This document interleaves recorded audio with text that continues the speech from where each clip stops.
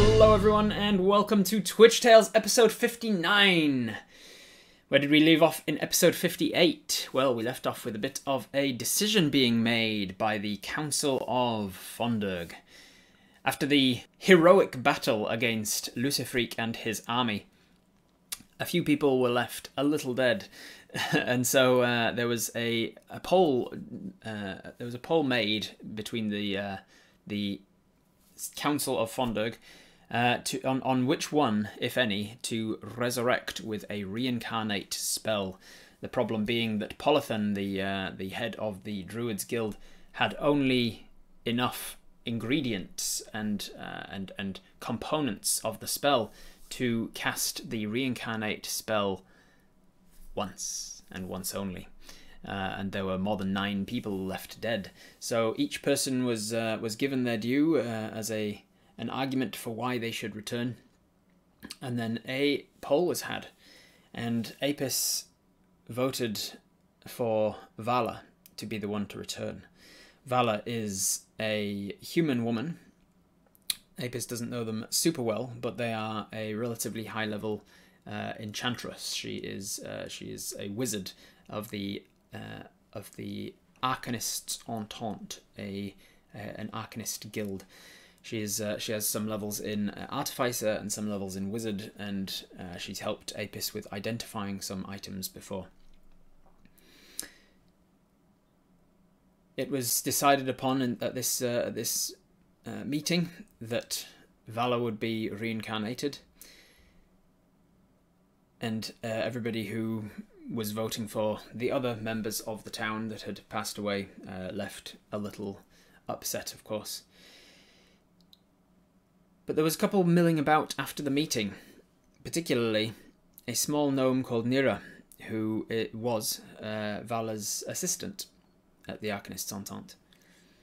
And Nira approached the mayor and quietly told them that there was possibility that you could have assistance in bringing back Vala and perhaps others, because she didn't want people to know about this, quote-unquote. But Vala was apparently secretly helping a man in the woods near Fondurg with a necromancy problem. And maybe he can help. So as you, Apis, Vala, sorry, not Vala, she's not actually there physically, because her body is being held elsewhere currently. As you, Nira, the mayor, and another Arcanist called Nim, are standing in this town hall meeting hall late at night on the eve of your birthday. Apis, what do you want to do now? The choice is yours. Everybody else has gone off to back to their homes and whatnot, and Polython has gone off back to the greenhouse on the south of Fondurg to start preparing her spell ingredients and components so that she can bring Vala back. What do you want to do? Did we learn the necromancer's name when we met him? Oh, that's right. You did meet a necromancer in the woods, didn't you? Forgot about that. You did not learn that guy's name. Many of the chat have been referring to him as Old Chap, because he greeted you as Old Chap.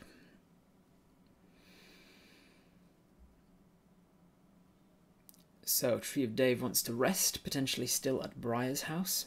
Time of day, it's late. It is late into the evening. It is just after dark, so it's probably like 7 or 8 in the evening.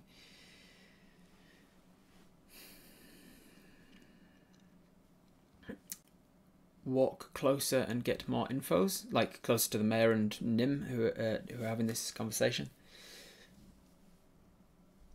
Mention Old Chap to the 3 on the left. Make a perception check to see how the mayor is reacting to this info. That would be an insight check, but yes, you can absolutely do that. Easy enough to do. Let me grab my dice then. An Apis dice. That is a 16, not bad. 16 plus your insight of 2. 18. With an 18 insight, you can read on the mayor's expression that he looks like he is genuinely shocked and confused and a little bit concerned. Necromancy, for context, for anybody who's a little newer to my games, necromancy is illegal. Even forms of healing is a type of necromancy in my world. Healing magic is a form of necromancy. But healing magic is technically illegal unless you have sort of licenses to do so. If you get your magic through divinity or nature magic, then it's a little less regulated, because people like Apis, for instance, can cast Cure Wounds because the god of healing blessed you one day, and so you have the ability to cure wounds, and you wouldn't necessarily get arrested for that. But they more regulate the necromancy that is more regulated is the sort of higher level things like the heal spell and mass heal and resurrection magic for sure. So any mention of Vala, the head of the Arcanists Entente here in Fondurg, secretly assisting some man with necromancy in the woods is pretty concerning for him, and that's what you're reading on his face. He seems to be reacting appropriately. Explain our encounter with the necromancer and how he didn't seem entirely control of himself. Suggest waiting until we can speak with Vala about the situation.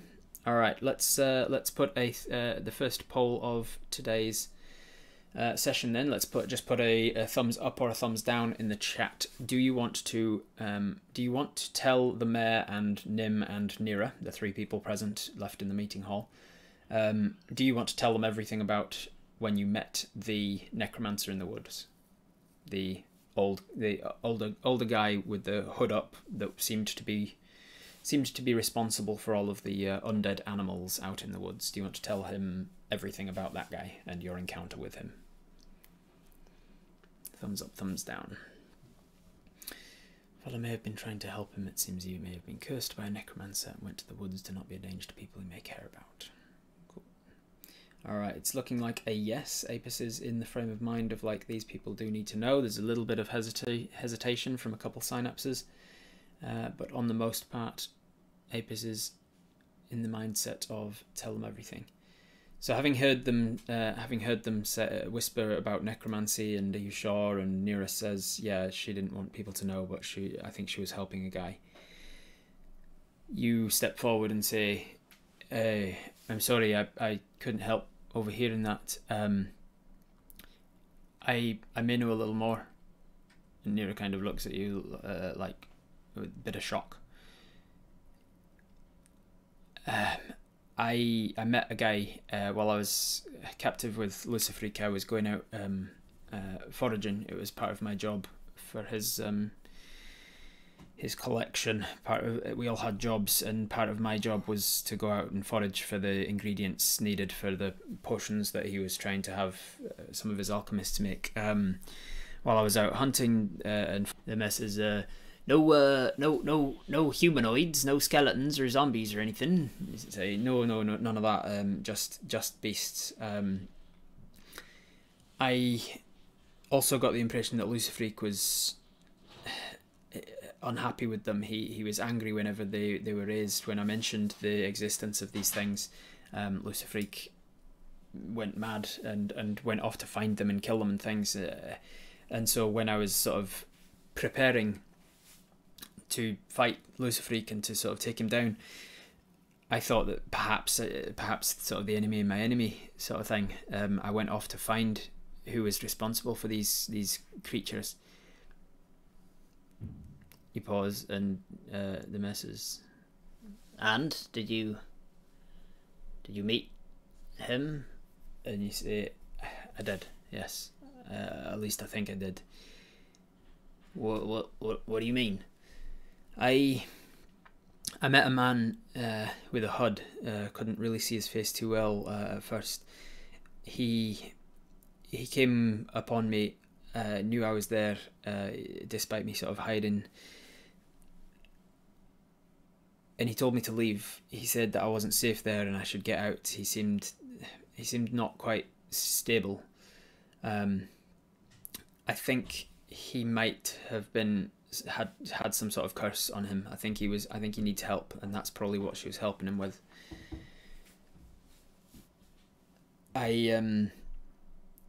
From what I could tell, I think he has probably been cursed and then moved himself out into the woods so that he's not a danger to anyone but himself. He definitely didn't want me there. When I refused to leave at first, he got a little hostile. Right. Well, thank you for letting us know. Do you have any... he turns to Nira. Do you have any reason to believe that this man would be able to help us? It sounds like he's a dangerous man. Nira says, I don't know. All I know is she won't. I'm so sorry, Vala. I said that I wouldn't tell anybody, but if it means that bringing her back, she was keeping it secret. I only knew because I was in charge of her schedule, so I saw these sorts of discrepancies that were happening between where she said she was and how long it would take to get there and things like that. There were periods where she would just disappear. Well, after a while, I was a little concerned, and I'm sorry to say that I didn't really trust her.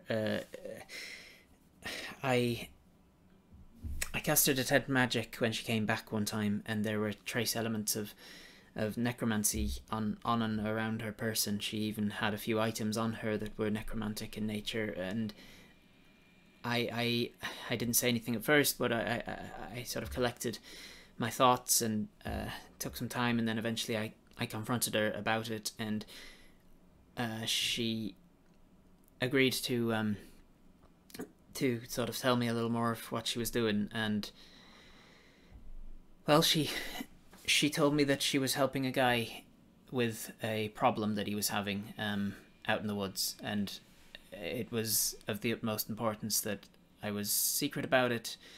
I don't want to go into more detail. I feel like I'm sort of betraying her, but I was given reason to believe that she was telling the truth.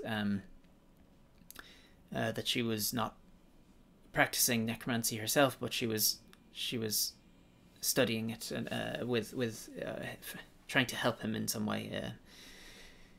It seemed like he was warning me away from himself, like some part of him wanted to attack me, but he was not going to. Like he was trying not to, like he wasn't fully in control of himself. Well, that sounds like he's a dangerous man. Then I'm not sure if really he could help us, and even where he would be if we wanted to find him. And you say, well, that part's not a problem. I think I'd be able to find him again. Are you sure she was helping him and not the other way around? The forbidden magics can be alluring, and Nira says, I trust Vala. She if she wanted to study the forbidden magics in that way, she would be, I think, unstoppable. She is much more powerful and she turns to Nim, who kind of just like quietly nods his agreement. She was powerful. She had a way with a drive, a focus. She's very prolific wizard, always working. I have reason to believe I have reason to trust her. Nira, you aren't breaking her confidence. She would want you to tell us anything that could help. At the moment she's gone. She's at the moment she's not coming back. So anything that you can tell us that helps her to come back, anything you can tell us that helps her to regain her body that's made for her when we use this reincarnate, we need to encourage her soul to return to her body, and anything that you tell us might help with that. She just kind of nods. It might be worth speaking with Vala to see if there's any chance of him bringing other people back properly before we decide whether or not to approach him. If you get raised from the dead, do you have 2 birthdays? Maybe. That'd be an interesting in-world law, actually. Like people who celebrate their birthday twice. Or you'd probably celebrate your birthday and your resurrection day as 2 separate days, because there's 2 separate gods. So on your birthday you celebrate the god of birth. I'll look up their name later. So that's like the holy holiday of that god is a birthday. So you usually celebrate or pay homage to the god of birth who allowed you to be born in the first place. And then there's a god of death and the god of the transition between death and life. And you'd probably celebrate them on your resurrection day, I imagine. Does anybody have speak with dead?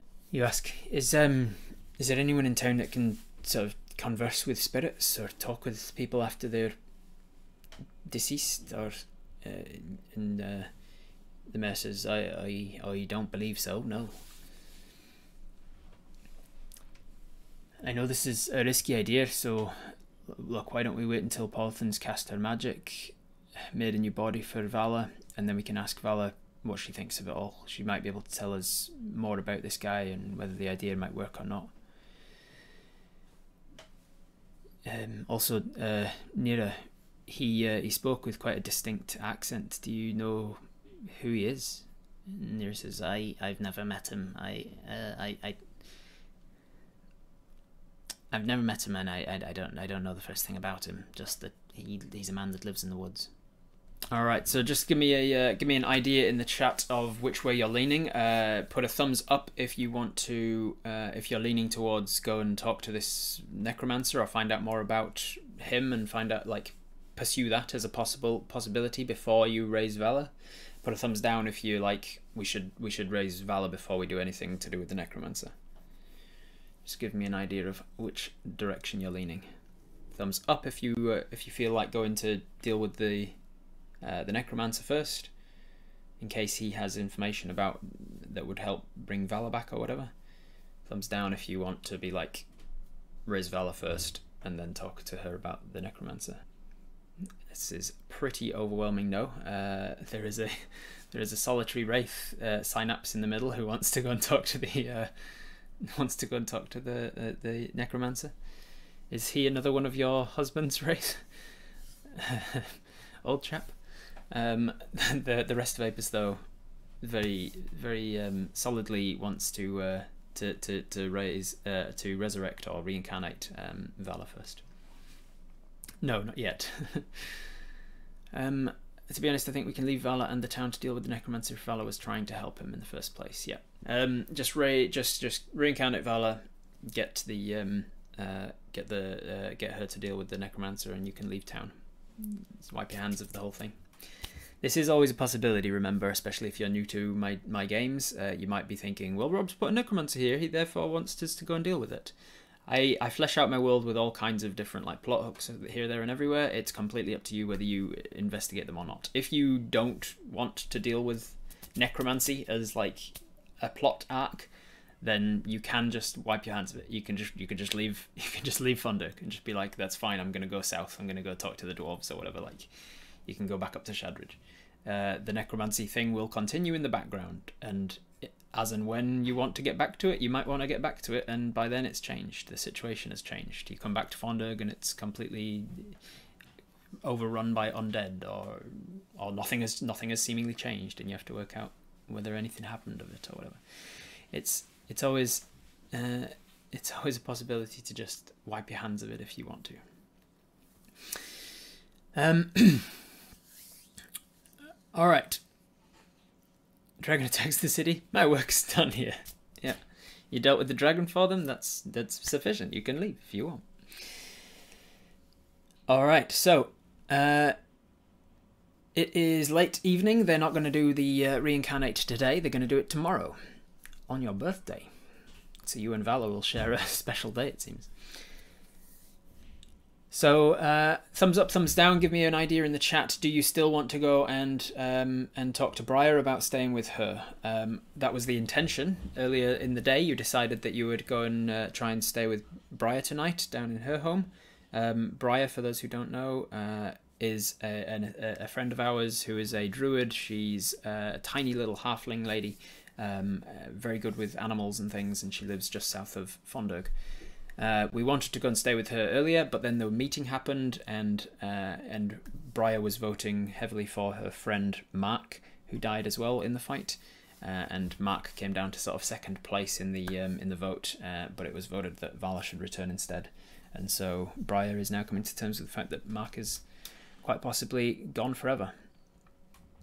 So she's very upset. So people still want to go stay with her, offer her support. She is incredibly upset, yes, even if she doesn't want company. Nice gesture to see how she's doing. All right, perfect. So you leave the town hall then, unless there's anything. Is there any last thing that you want to make sure you've gotten across to the mayor or Nim or Nira? You've said what you've said to them.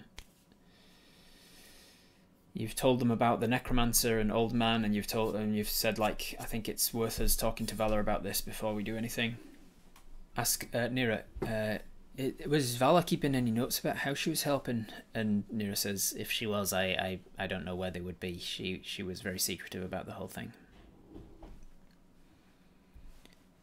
Full moon before our birthday could be an auspicious night for a hunt, just saying. Yeah, it is a full moon tonight.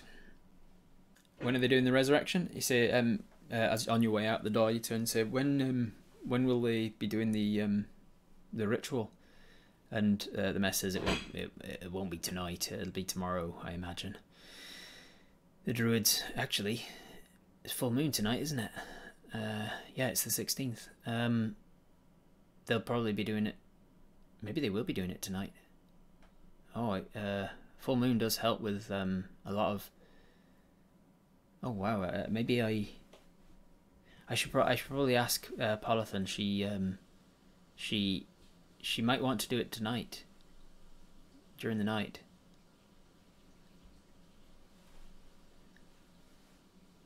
She might want to do it tomorrow morning. It's still technically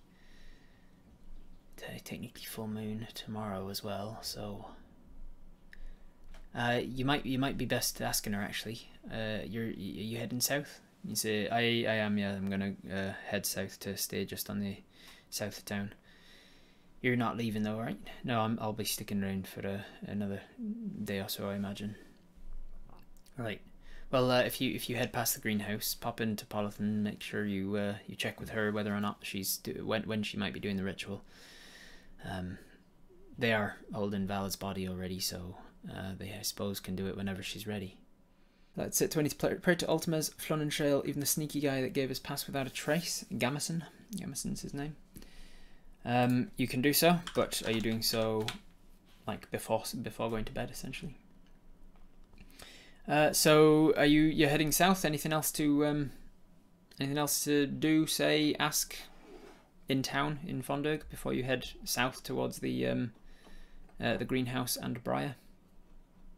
No? All right, going to sleep. All right. So as we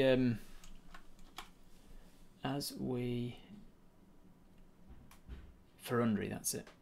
Ferundri is the god of birth. Ferundri is a greater god of the life domain whose portfolio includes birth, conception, fertility, sex, lust, libido, sexuality, partnerships, couples, relationships, and marriage. Her place of worship is a brothel, and in alternate names, Dwarvish people call her Sharindri. Elvish people tend to call her Fanali. But the common name for her is Ferundri, and people celebrate Ferundri on their birthday. Her symbol is a teardrop-shaped. Well, one of her symbols is a teardrop-shaped leaf with a bubble I in it. The letter I in like bubble writing kind of thing. It's not actually an I, but it looks like that. A little dot and then a little long I.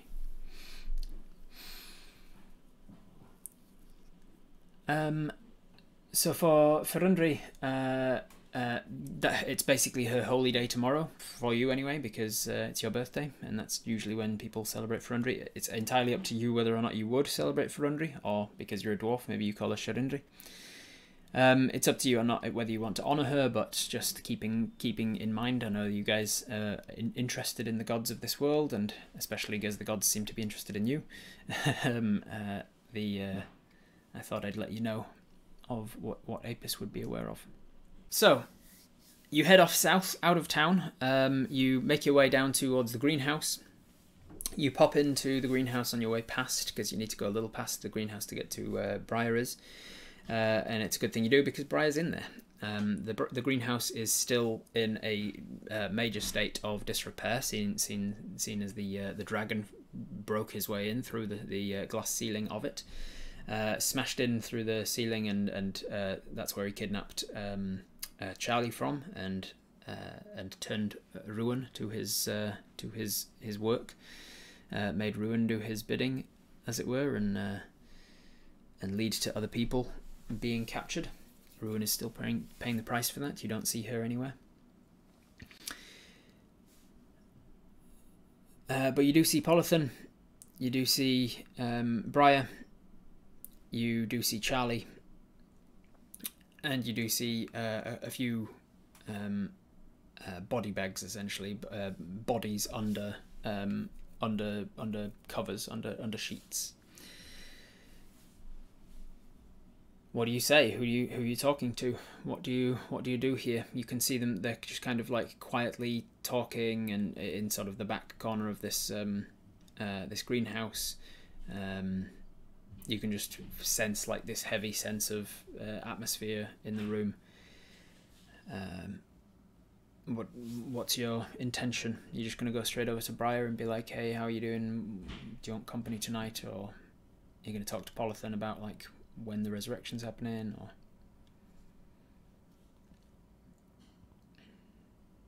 you go over to them and say, hey, I've come to see how you're all doing, how you all are. They sort of turn and acknowledge, and Briar sort of shuffles along a bench to give you some space to sit. You go and sit down on like a small bench next to Briar, and you can see that each of them has a cup in their hands, and there's like a bottle of some amberish liquid being passed between them. Charlie picks up another cup and hands you it and pours you some of this amber liquid.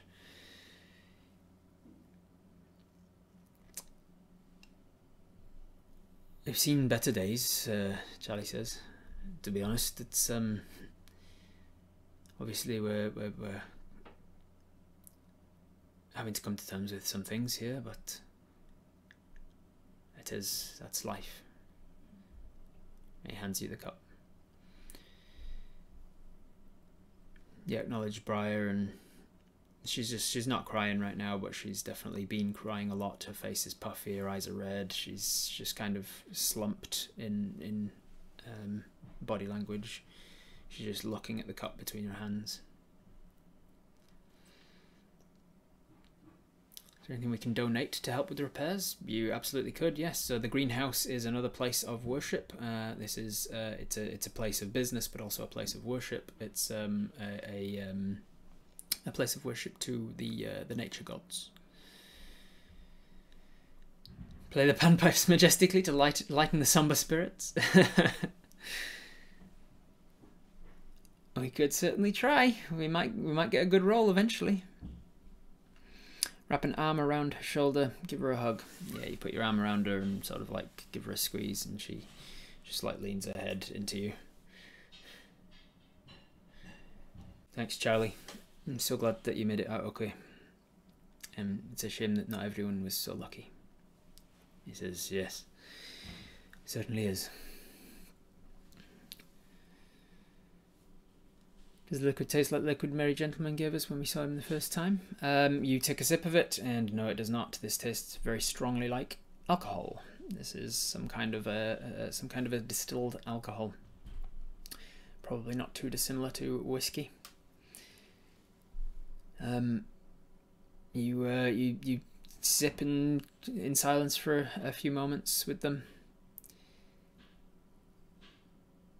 Panpipes? Put a thumbs up or thumbs down in the chat if you want to use the panpipes. A couple of people have suggested it now. Might go over well if we roll well for it. The content gods might decide that now is the time that Apis rolls well with panpipes. Life continues. Even those who are not with us anymore live on in those that are still here. To our fallen friends.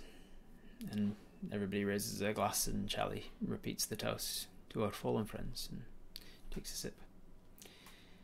Mark's skill and knowledge in magical plants there. You'll feel the loss tremendously, I imagine. But if it helps in any way, that skill and knowledge is still out there. You may be able to regain it from the elves outside of the dome, the elves in the forest that have been farming magical plants. There are elves to the north in the Four Sisters, and I'm just going to roll a general sort of charisma check, see how well you're doing it, just like consoling in general. 11 plus 1, 12 for consoling, just above average. You're just doing kind of like an average-ish job. Let's have a look at this poll here. 2 no's, 2 yeses, 3 no's, 4 yeses, lots of no's. And then the yeses started coming about. Oh, it's right on the verge here. I might have to put it to an actual poll because it's not easy to tell with emotes alone. All right, 57% say yes. We're going to try and play some panpipes. Let's see if it goes well. See if it goes as well as panpipes usually go. If we play badly, maybe we can make them giggle. Yeah, maybe we can pass it off as like, man, I'm really bad at this. Can we signal to Mel to come sit on our and Briar's lap? Sure thing. Yeah, you signal to Mel. You give her some come here signals, and she buzzes on over, and she kills up next to Briar, and Briar starts to like run her hands through a little bee fuzz. In theory, the odds are in our favour for this panpipe. Yep. In theory, we should be getting a +4. On our average of panpipes should be a 14-15. Our average is actually like a 7. Let's turn on the dice cam. We have a +1 charisma, and we have a +3 from our proficiency in it. So we have a total of +4. Here we go. That's a 12. That's above average. Look at that. A 12 plus 4. That's a 16. Okay, not too bad, panpipes. Not too bad. Okay. A 16 on the panpipes is above average. It's actually pretty decent. You get out the panpipes and Mel buzzes at you. Buzzes a warning at you. And you say, no, don't worry, I know what I'm doing. And she says, do you? You say, look, I can play the panpipes well. Look, I can. And she says, you said that before the big monkey thing. You're like, yeah, the Sasquatch was a different story. Okay, it was just trust me. Okay. And she sort of curls up. Her wings don't quite stop. She's on edge a little bit. And you get the panpipes out, and you start to play a sort of lamenting tune. It adds to the solemnness of the air, and it helps ease the awkward silence of people not knowing what to say, because now they don't feel like they need to say anything. They can just sort of sit and listen to these panpipes. Please whistle the tune for us so we get the feel of what we're playing. Nope, that's not going to happen. I don't know the first thing about music. I don't know what lamenting tunes would go like. I'm not a composer. I don't know the first thing about it. It's something sad and heavy, but has like notes of hopefulness in and amongst it. I don't know. Do we get inspiration for finally passing a panpipe check? I actually will give you inspiration for that, because it's in character that you were like trying to help people. You were using your abilities as much as you think you've got them to try and help people. So I'll give you inspiration for that. So as you're playing these panpipes, Briar starts sobbing again. She sees tears start running down her face again. She's comforted somewhat by Mel beside her. She's able to sort of run her fingers through Mel's hair. Mel is only about the size. Briar is only about the size of Mel anyway. She's 2 foot tall, and Mel is probably about 1.5 to 2 feet long anyway. I imagine something like that. So pretty similar in size. I'd say Mel's actually a little bigger because she's a little more bulky with that sort of bumblebee kind of look about her. Not really a bumblebee so much as a honeybee, but whatever. She's a big girl. Briar's only a tiny little wee thing though, so she's quite comforted by this large bee sort of nuzzled up and nestled into her.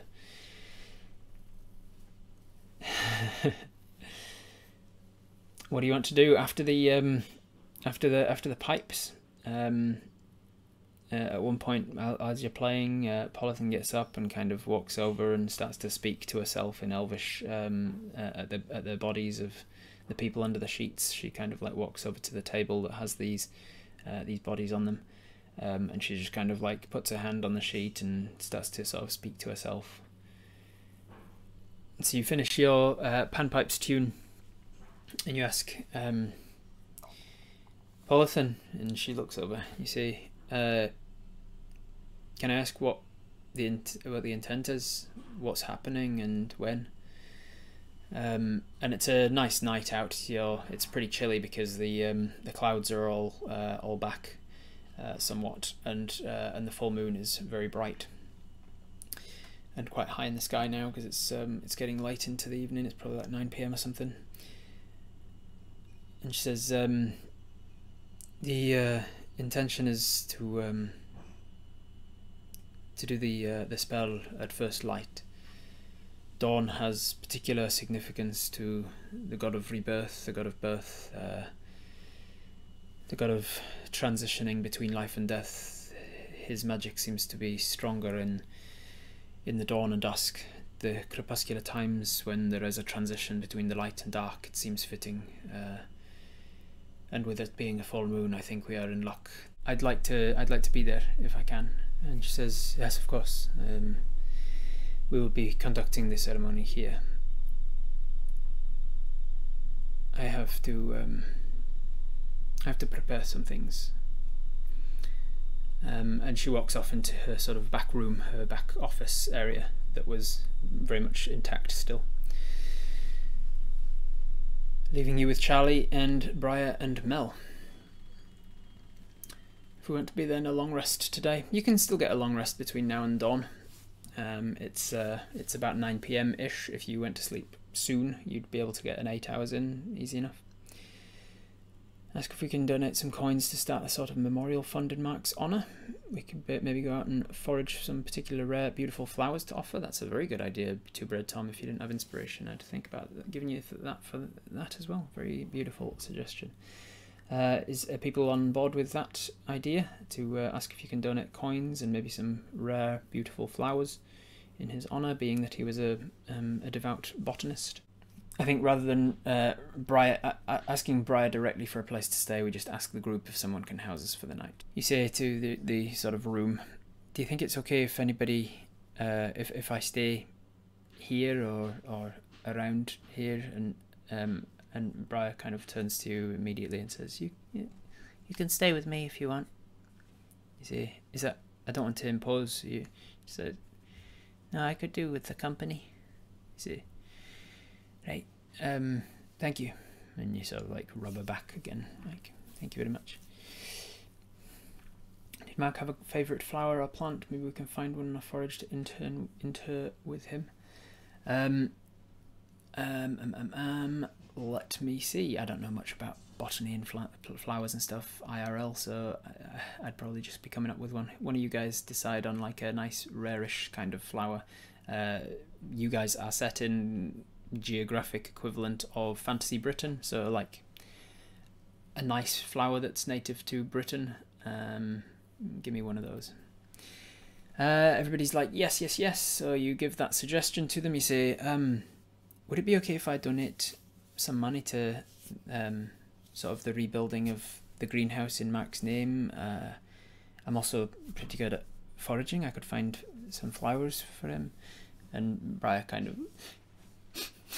she's like, starts sobbing in like an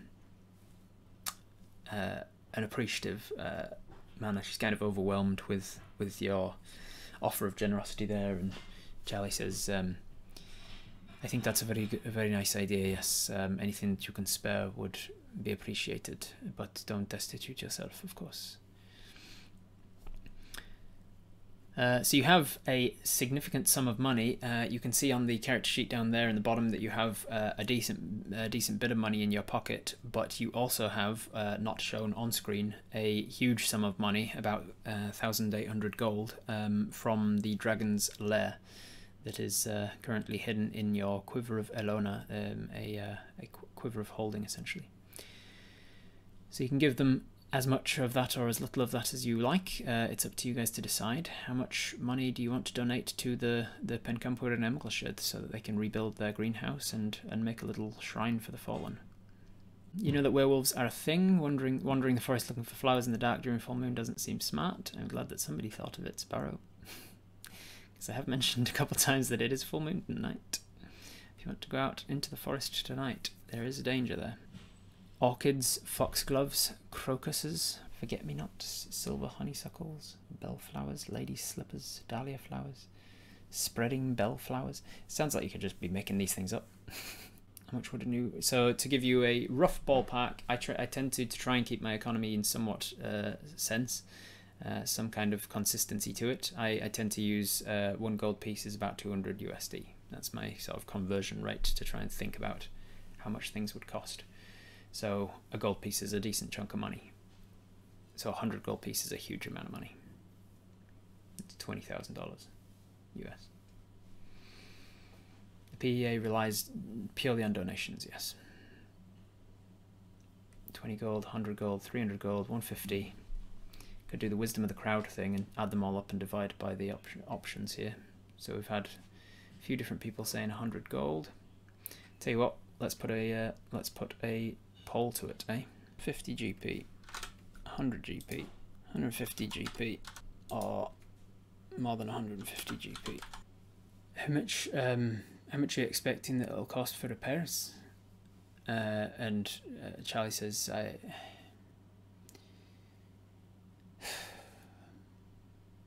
there's 9 panels broken. A 10th one will need replacing as well. 10 panels, gold each. Probably a couple of 100 gold, maybe 100 gold at least. I'd say maybe 200. It depends on whether the glass blowers in town take pity on us, I imagine.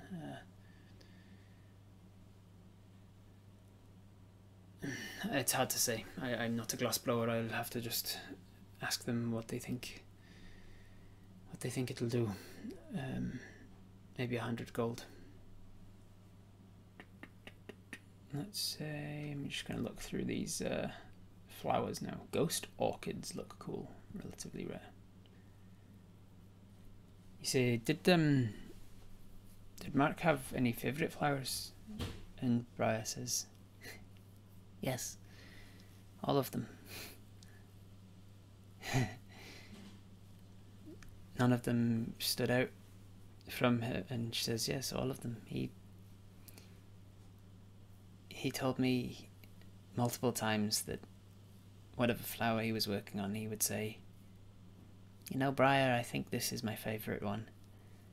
And I would hear that multiple times a week, sometimes multiple times a day. Different flowers.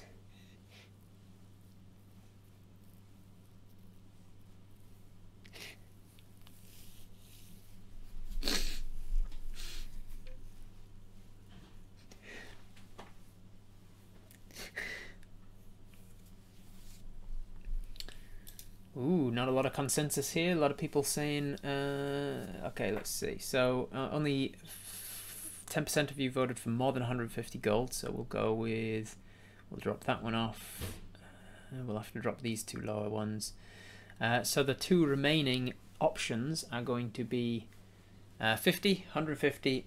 No, that's it. Just 150 or 150. Because preferential voting, yo. He liked ghost orchids, and he liked foxgloves. He liked bellflowers, roses, of course. What was the last flower he was working with? She looks up and sort of assesses the greenhouse and says, I think he was trying to cultivate the foxgloves. He was starting to study the poisonous effect of the foxgloves in case it helped us understand the poison of the dragon a little more. He was taking the poison from them and sort of distilling them and working with it and trying to understand how to develop a resistance to it. How much did we count out in a quiver? About 1800-ish, I think it was. Can we ask, who made the armor for Mel? She says, I worked with Owen, the leatherworker in town. He was happy for the challenge. It was an interesting experience. Thankfully, we had Mel there to model it on. Otherwise, I don't think we would have been able to make it work. With 59% of the vote, Apis decides that they are going to donate 150 gold pieces. So you can do that when you get the opportunity to count that out quietly in private. You give Mel you give Briar a big hug for the armor. I really appreciate you working on Mel that way. She appreciates it too. Luciferic broke the greenhouse. Should be the money from his hoard that fixes it. They've lost enough already. That's a good point. Yeah. You say, well, if you think that that's what it'll cost, you turn to Charlie, then I'm willing to fund it. And Charlie says, you just a donation is fine, whatever you're willing to. And you say, I'm willing to fund the whole thing. If I'll see what I can do, and I'll let you handle the actual buying of the things that you need to buy, but just know that the money shouldn't be a problem for you. I don't want that to be another worry. And Charlie just smiles and thank you, Apis.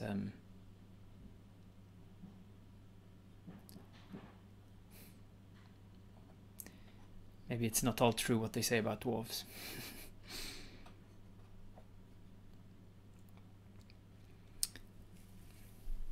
And you earned inspiration for that, for sure. You have inspiration already, so you can't stack it twice, unfortunately. You turn to Briar and say, look, also, Briar, before I forget, I'm sorry about what I said to Luciferic. And she says, I don't. Oh, I understand. Yeah, it was important. You were doing what you were saying, what you needed to get us out of there, and it worked. And so yeah, I think you're an amazing person, an amazing warrior. I was just trying to keep you safe. And she says, I understand. I'm glad that we all made it out of this, and I'm sorry that Mark and Vala and the others didn't. Just like a nodding. You see that Polython now comes out of the back room, and she's got like a Hessian sack sort of thing, all bundled up, and she's kind of holding it in her arms, and walks past you guys and out into the lawn on the front of the greenhouse. All right, so what do you want to do now? You've consoled Briar a little bit. You have, I mean, you can donate the money, but you've chosen how much you're going to be donating. Bedtime. Time to get some sleep so that you are ready for the ritual in the morning. Sleep times. Okay. So you stand to your feet as Briar does, hopping off of the bench. She actually loses some height, and she says, "I think I've had enough." And she hands her half-drunk cup back to Charlie. You finish yours or not? Do you want to finish your drink? Well-deserved sleepy time. Yeah, it's been a long day. Down it. Chug. Raise one last time. And then you finish your drink. I will have you roll a Constitution check. The DC is not that high because it's only the one check, and it is about poison. So as a dwarf, you have advantage on it. But just to double check, in case you are feeling lightweight today, 2 5s. There it is. Look, so 5 plus your Constitution save of 2 is a 7, and with a 7, that's not enough. So you are starting to feel drunk from that. It was a relatively strong drink. It was something akin to whiskey, and it was a decent cup of it, not just like a couple of fingers. And perhaps you haven't eaten anything for a while. Maybe you haven't eaten since lunch, your rations and whatnot. Maybe it's just that there's a lot of emotions going on, but you're not wasted. You're not stumbling around, but you're starting to feel the effects of that drink. As you walk out, you are feeling a little bit lightheaded, maybe just as a touch of the slur on the edge of the words, maybe tipsy. As you walk out the front, following Briar, you can see that Polython has started to lay out a whole bunch of things in the lawn in front of the greenhouse, the sort of manicured lawn area. In particular, she's laying out some stones. She's speaking to herself as she's doing so. It seems like it might be Elvish that she's speaking. You walk past her, and she sort of waves a good night without breaking off what she's doing. You continue on though, following Briar. You walk with her in this relatively cold night. It's getting on. It's probably like 10-something, 10:30 maybe, and you're heading south of the greenhouse back towards Briar's place. The cold night air with the cloudless sky and the bright full moon looking particularly large, shining down on you. It's enough to sober you up a little more as you approach Briar's tree house. By which I mean the house that is built within the trunk of a tree. So you follow her into the roots of this tree and sort of stoop below where the doorway arch is, and up into the center of this relatively cramped interior of this trunk of this tree. Just like the first time you stayed here, you spend the night. It's relatively comfortable. It's much warmer inside the tree than outside. Just roll a perception check for you real quick. That's a perception check of an 8. 8 plus your perception modifier. That's decent. Forest bonus. There is definite noises in the forest through the night. Once or twice you wake up a little in the night. Oh yeah, prayers. That's right. You wanted to do your prayers. Retconning before you went to sleep, you did take 20 to pray. Who are you praying to? You pray to Altamez, the god of the hunt, of course. You're always praying to him. You pray to Altamez. You pray to Gamison, the sort of dark trickster sort of god that gave you the ability to do Pass Without Trace. You pray to Miganash, the god of transition between life and death, the god of funerals. You pray to Frundri, the goddess of health, the one who provides you with the ability to do cure wounds, goddess of healing, goddess of life. You pray to Flonenshale, the goddess that gives you the cure wounds, and you pray to Frundri, the goddess of birth, and you thank her as at the moment that you feel like it's getting tipping into midnight, something around there. You step outside and see the moon directly overhead, and you sort of smile and you give a little thanks to the goddess Ferundri for choosing you as a soul to inhabit the body of the newborn babe 54 years ago. And once you're done with all of that praying, all of those thanks and words of appreciation, there is a god of luck, yes. There's a god of luck called Gladliksfilander. Gladliksfilander is a god of luck, and Apis would not know a great deal about them, but they would know that they exist. We did get very lucky, I think. Yeah. So you after you've prayed to those main 5 that you have like a direct connection with in some way, you can you sort of give like an all gods kind of prayer, a prayer to the pantheon at large, and just be like, thank you all for looking down on me, and thank you for keeping this this world in balance. Thank you for everything that you do. Blah de blah de blah. Except the god of panpipes. Well, the god of panpipes would be the god Jokibris, I think. Jokibris is the god of performance and performing arts and music and that sort of stuff. Transfer the donation money to our money pouch while Briar's asleep. Yeah. So when you get a moment away from Briar, you transfer that 150 gold over to your money pouch so that you can donate that in the morning.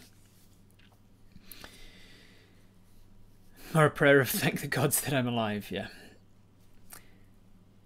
And eventually you head to sleep. While you're sleeping, there's a dream that comes to you of a moment in Fondurg. You're sort of reliving a moment where you were approached by one of the thugs that worked for the Fiend, that worked for the Thieves Guild known as the Steel Edge. You're reliving that moment. But in that moment, it's a little different, because the thugs are not human, they're dragonborn. They're green dragonborn. A moment passes and you're no longer on the street with them, you've flashed forward in your memory to you being in the cracked mug where the Fiend operates from, and everyone in the room with you is a green dragonborn. The scene plays out as it did, with you being ushered to the table and with the Fiend sitting across from you, talking with you and asking you if you wanted to join him, someone of your talents being invaluable to him. But the Fiend himself is a hobbit-sized green dragonborn. And you wake in the morning with little recollection of the dream. Just the vague notion of what it was and no understanding of what it meant. You wake in the morning as Briar comes back into the tree house and shakes you awake with a I think it's time for us to go. It's cold. It is light. It's getting light. It's the sun is on its way up. And happy birthday, Apis. It is now the 17th of Altebris, your birthday. Age on the character sheet over there, age 54. What do you want to do? What's the plan? We said that we would get flowers on the way in, alright. So we're going up to the greenhouse. We're going to forage for flowers along the roadside as we go. Give thanks for our life. Yeah, we speak to Ferundri, goddess of relationships and connections and fertility and birth and pregnancies, and the person who sort of the god that is in charge of whether or not someone is conceived and whether or not the soul does come from the outer worlds and join this material plane in the first place. So you give a quick thanks to that as you eat a quick breakfast, a few rations and a few Briar's cooked up a few root vegetables. You eat some vegetables. You start foraging for flowers on your way. Are you going to take any time to like properly search for flowers, or are you just going to do it like if you see nice flowers on the way, you're going to grab them? Like, which is it going to be? You're going to go quickly to where you want to be, or you want to take the time to get some nice flowers on the way? A proper search. It deserves nice flowers. Alright, proper search it is. It will take a little more time though, so let's see how much time it takes. You're going to do a survival check.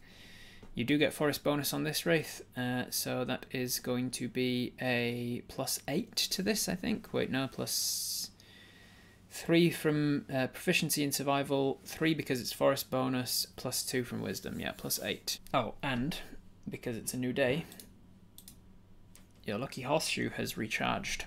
You have one more roll because of lucky horseshoe. A 6 + 8, 14. Above average for a normal person, below average for what you can do. But 14 still a decent pass. You don't find any foxgloves or any of those rarer ones that we were talking about. You will find some daffodils growing by the side of the path on your way up. That's some very nice healthy looking daffodils. So you pluck some of those. With the 14, your search is going to take you a little long. Briar appreciates what you're doing and assists when you're... Tell you what, Briar's assisting, and she's a druid. She can talk to plants. I'll give you advantage on it to see if we can get better than that 14. That camera's not showing it too well without moving it. There you go, that's a 10. 10 + 8, 18. 18 is better. So with an 18 and Briar's help, Briar casts Speak with Plants and asks them where to find some nice whatever type of plant you're looking for, whatever flowers you're looking for, and you manage to piece together a decent bouquet. It could have been better if you'd had more time to do it. You definitely could have rolled anything up to a 28. You know, if you'd have taken 20, essentially, you could have got a 28 on your survival check to find nice flowers. But you just didn't have the time to do so because the sun, as I say, is already starting to come up, and she said this dawn sort of twilight has a good magic for Miginash, the god of transition between life and death. So Briar's getting a little bit antsy. You can tell that in her as you've put this together, and she says, "I think that's enough. We should go. We don't want to miss anything." And you set off north. It doesn't take you very long to get to the outskirts of the greenhouse. At the greenhouse, you can see the usual suspects. You can see Mayor Truffy Gardens is there. You can see obviously Polython and Charlie, and now you and Briar. You can see, let's see who else would be there. Briar Patch. Ruin is not there. Or would she be? Let's see. Let me think this through. Are they gonna provide her? Yeah, Ruin is there, but she's accompanied by some of the knights. So Ruin is there. She's not in cuffs, but she is in custody of some of the knights of Kvosna. Who would be there? Pertran would be there. Pertran is the sort of the lead, the chapter head of the Knights of Kvosna here in town. Nathine is also there. The other knights I don't think would be able to make it because they're busy. Cassandra? Would Cassandra be there after all she's been through? I'm not sure if she wants to... Is Cassandra there? Let me think. Yeah, Cassandra's there as well. You don't think you've met Ruin before? You've seen her. You've been in the greenhouse while she's been there, but you haven't like been introduced to her.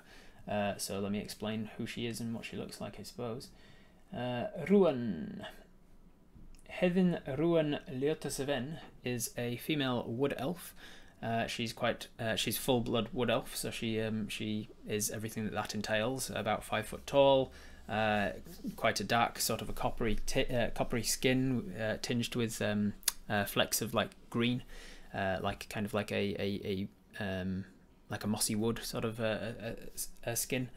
She's got dark brown hair that's pulled back and wears it down loose down to about the mid back, and she wears wood elven greenish coloured robes akin to the Pencampware and Amgleshed.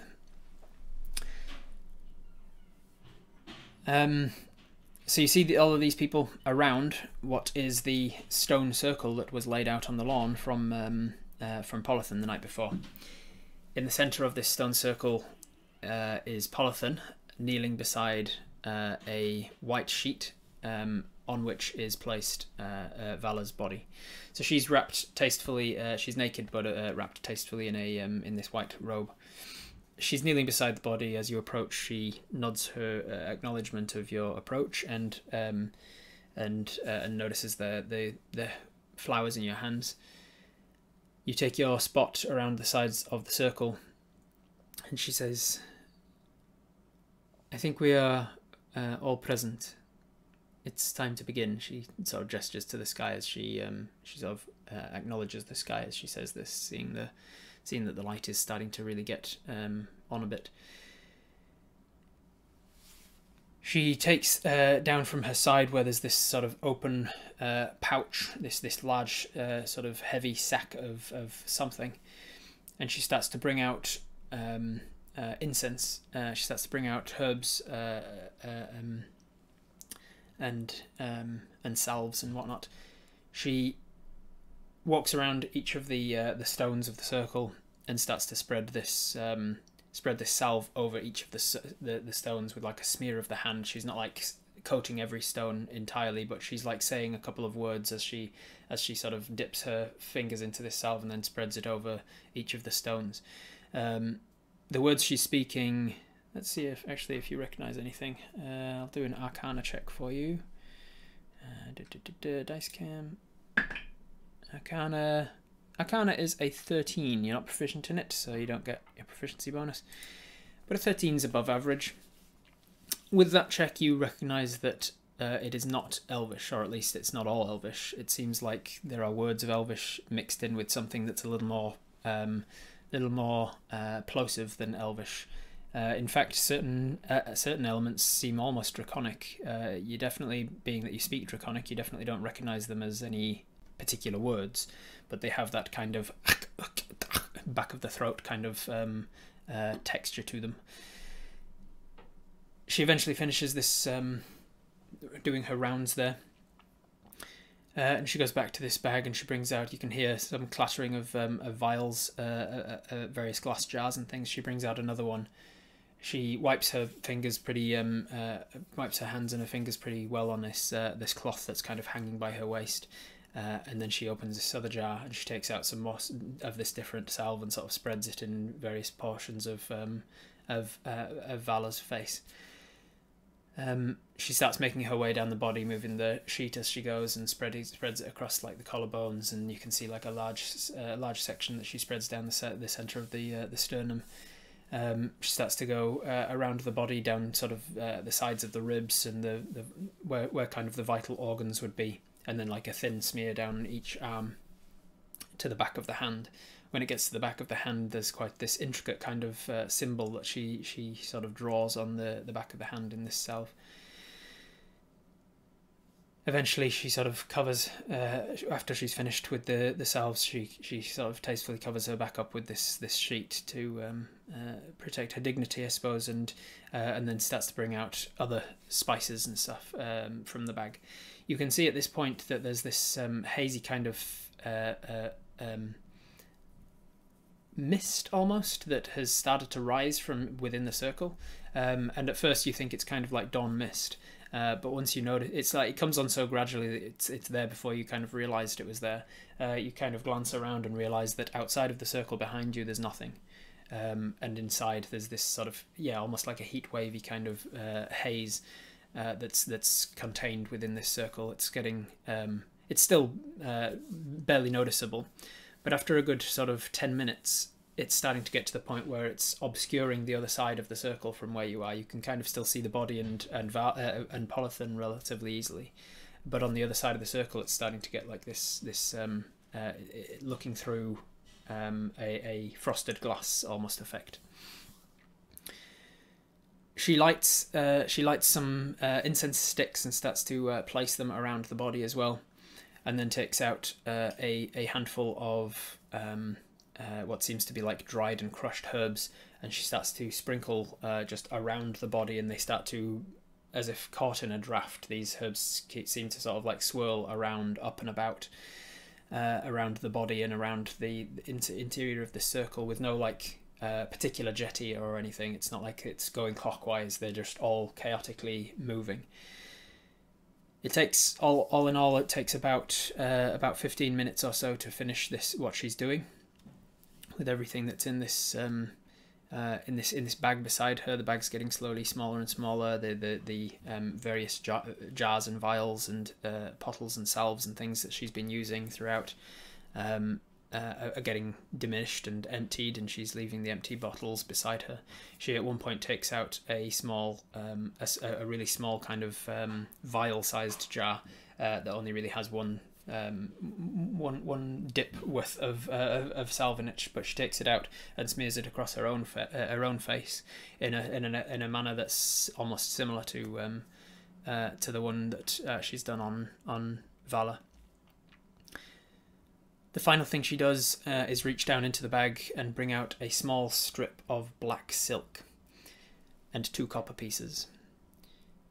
And she takes 2 copper pieces and holds them together and wraps the black silk around them. I'll have you roll a religion check, because I think Apis knows about this, but I'm not sure. Religion, that's a 4, is it? Yeah, 4 plus 3 from religion, 7.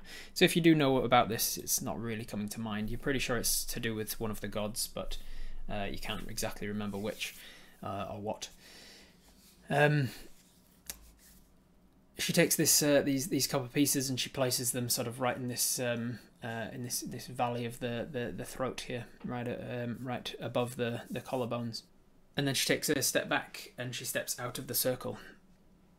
And the moment that she passes that stone circle, still repeating certain enchantments as she goes, as she takes a step out of that stone circle, suddenly that haze that you've been seeing solidifies like the glass that when you put an electric current through suddenly turns opaque.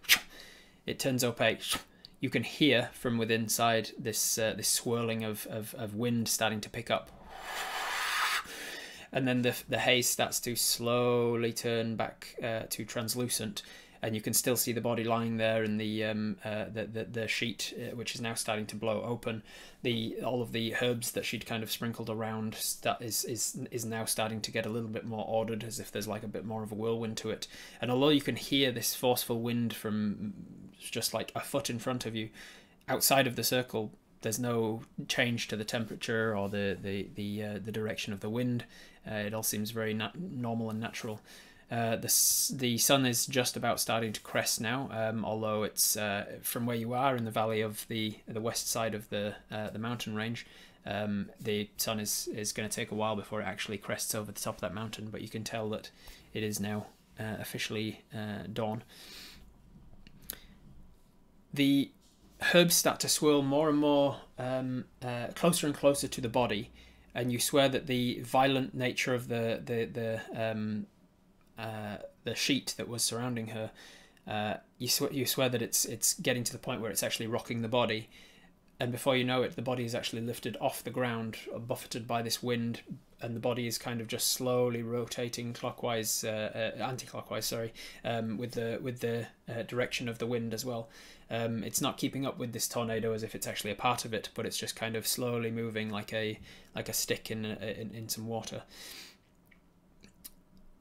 It's getting very difficult to see the body, for the sheet has now dropped away, but it's been replaced by all of this greenery. And she didn't possibly use as many leaves and bits of dried vegetation as is now flying around her.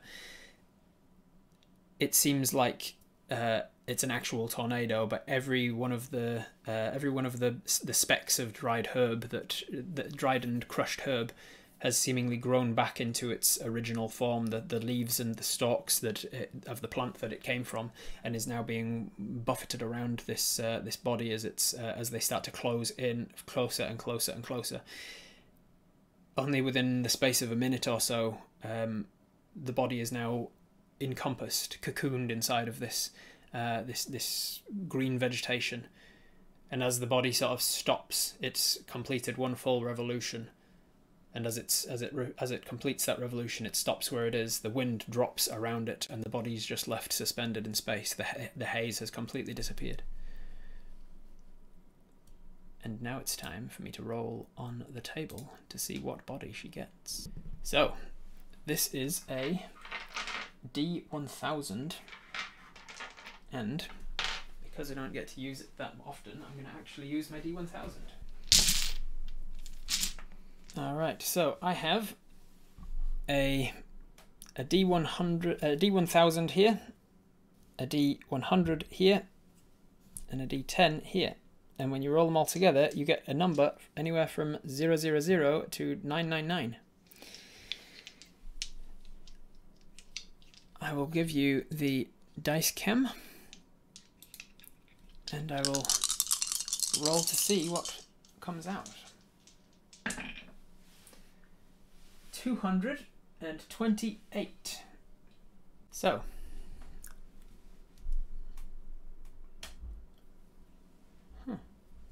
okay. Interestingly, I now need to go to my NPC maker and decide on Vala's new height. I need to decide on you have to bear with me here. There's a lot to decide when you're creating a new body for somebody. Oh, this is interesting. Huh, wow. Okay. And then... Okay. And as the cocoon starts to crack, it falls to the ground slowly, and these leaves slough off, leaving behind an almost identical body to the one that she had before. I rolled for her species and got human. I rolled for her, after I got human, I rolled for her gender, and I got cis female, as she was before. I rolled for her skin tone, and I got mid-light skin tone, and she was light-skinned before, so she's a little bit more dark-skinned now. I rolled for her height, and I got 5'4", which I didn't really think about her height before, but I thought about her as about 5'4", so incredibly, against all odds, she is almost an identical copy of the body that she had before. She looks a little different in the face. She's got slightly different tone to the body, perhaps different musculature, but she is basically the same woman she was before. It won't take much to adjust to her new body, I'm sure. She got lucky. And as she lands down on the ground again, laid to bare, I now need to see, she's got a new body, I now need to see if her soul is willing, free and willing to return to the body. For this, she needs, like with all of my resurrection magics, for her soul to return to her new body, it's a ritual, and there are 3 slots available. So this is the first time that Vala has died, so the DC begins at an 11. I need to roll an 11 to bring her back. If somebody steps up and offers something to this ritual that that in some way represents some meaningful reason for Vala to return, they will roll an appropriate check. Like if they walk up to the body and they just like, you better fucking come back right now because we're not done with you yet. If you don't come back here now, I will hunt you down in the afterlife and I'll kill you again. Then you could roll an intimidation check to intimidate the soul to return. If you step forward and you're like, please return, we can't do this without you, blah blah blah, then you'd roll a persuasion check. If you step forward and do your panpipe, so you do an orating poem about her life, then that's a performance check. If If you want to appeal to the gods and be like, hey, gods of the afterlife, please send her soul back to us, then that might be a religion check, and so on and so on. So you can offer whatever you want to the roll. I set a DC for that particular check. If that check is successful, I lower the DC for her to return by 3. If you are unsuccessful, I raise the DC by 1. So if you step forwards and you do something that that appropriately lowers the DC, and all 3 slots are taken of this ritual, then at the end of that you could have lowered the DC by as much as 9, and you can take the DC from 11 down to 2, and then I just roll this, and if I get a 2 or more, I succeed, and she comes back.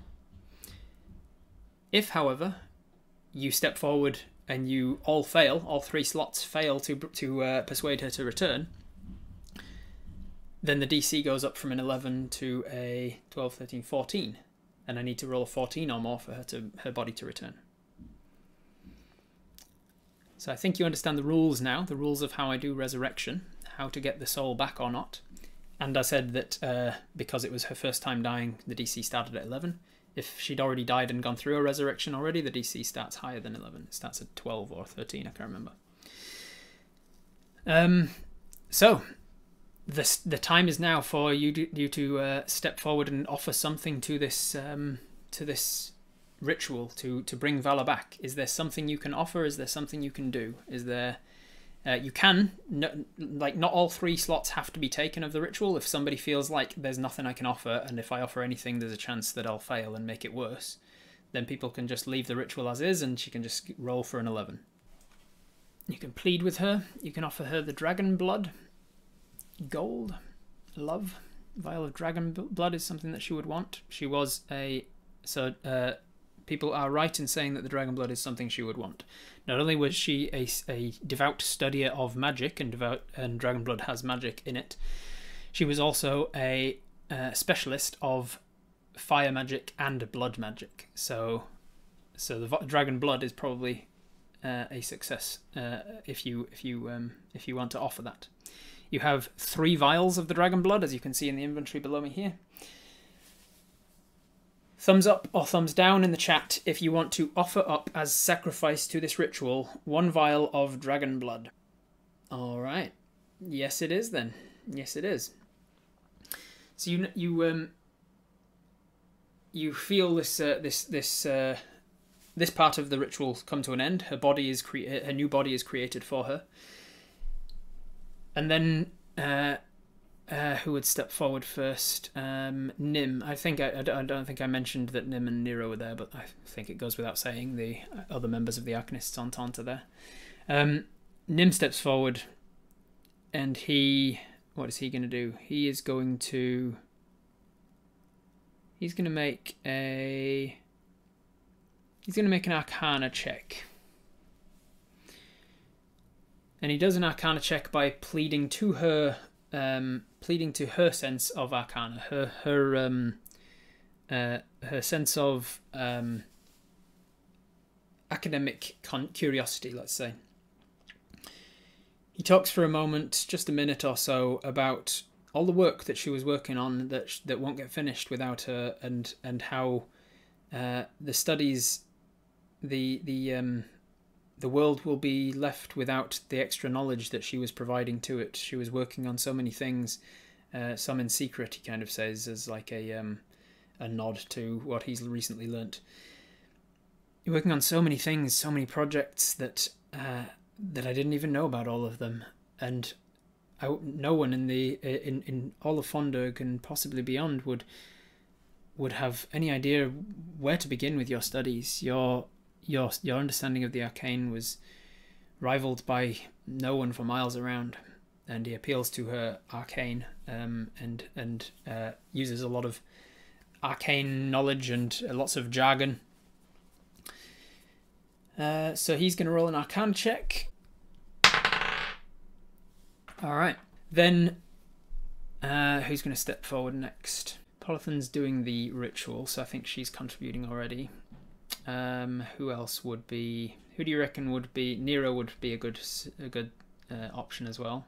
No, actually, yeah, you're right. Nira's in two minds about it. She's Nim said what he needed to say. I think you're right, Fancy. It's the mayor that steps forward.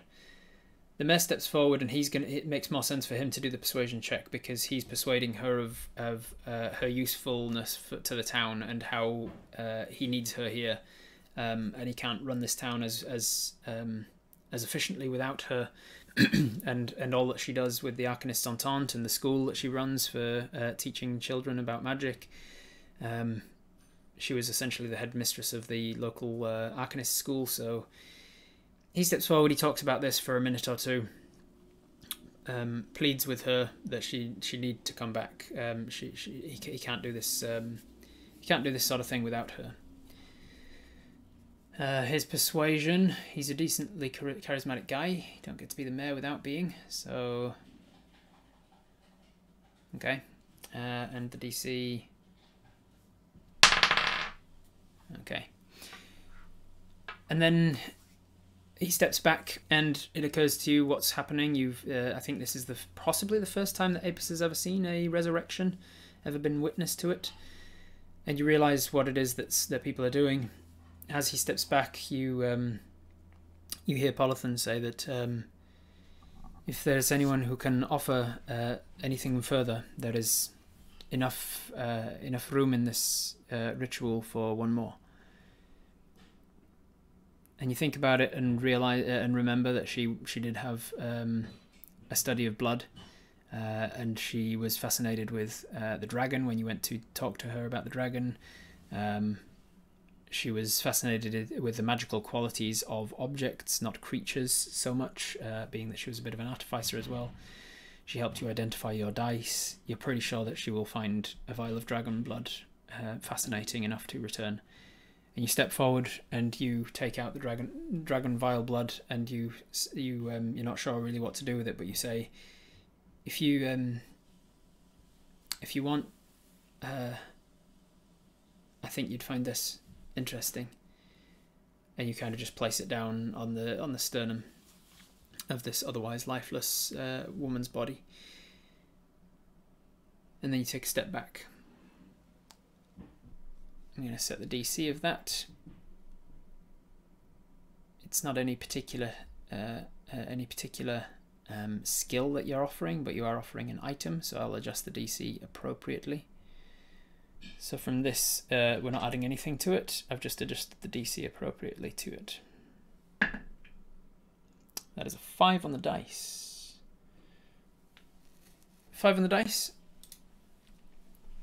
Do you want to use Lucky Horseshoe or Inspiration to reroll that? Reroll, Horseshoe, reroll, yes, reroll.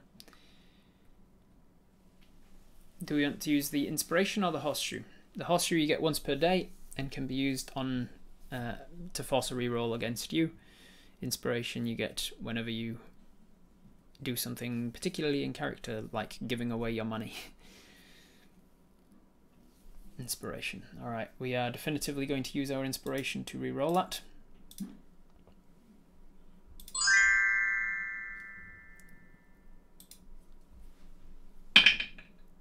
A 10 on the dice. 10 is better than 5 in a world where higher numbers are better.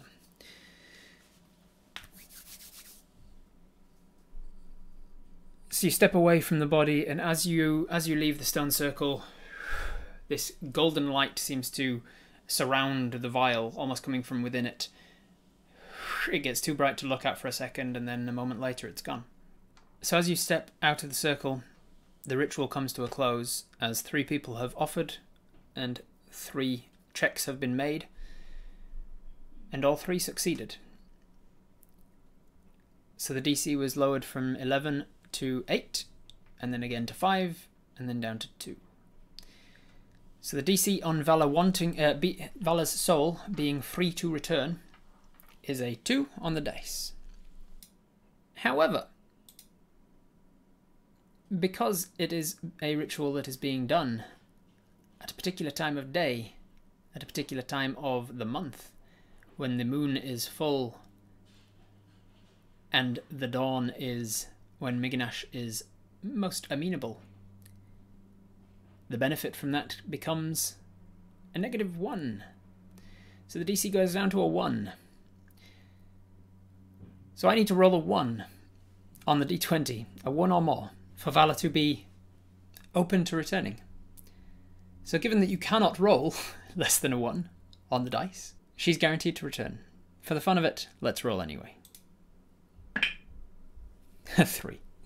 So with that, you step back, and then there is this almost column-like appearance to the light around you, as it seems to get brighter within the stone circle than without. It gets brighter and brighter, and then as it dims, you see her eyelids flicker, her chest raises, her breath comes back, and her eyes open. Polython immediately walks forwards, covers her with the sheet again, and sort of lightly touches her face and says, "Welcome back, Vala. It may take some time to get used to your new body. Bear with me." And she slowly lifts her up from behind, and Vala sits up. And Vala has returned. Well done. Congratulations. So what now? What do you want to do? Vala is returned. She's in an almost identical body to the one she left, which is amazing. We're still holding the flowers. We're still holding the flowers that we were bringing for Mark. You say, "Happy birthday to both of us, eh, Vala? Good to have you back." And Briar says, Is it your birthday? Yes, it's my birthday. Oh, happy day for everyone.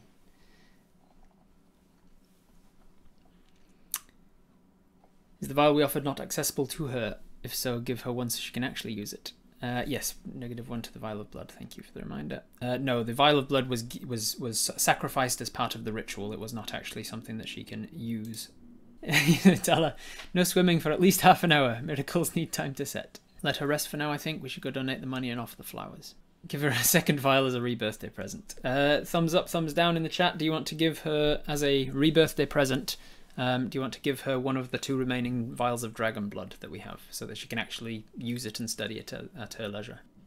Yes, everybody's in agreement on this one. Yes, so you walk over to Vala as well, who's she's no stranger to magic. She knows what's happened. She takes a little getting used to. She's dizzy. Her brain chemistry is not working exactly the same way as her previous body. Her mental stats are all the same.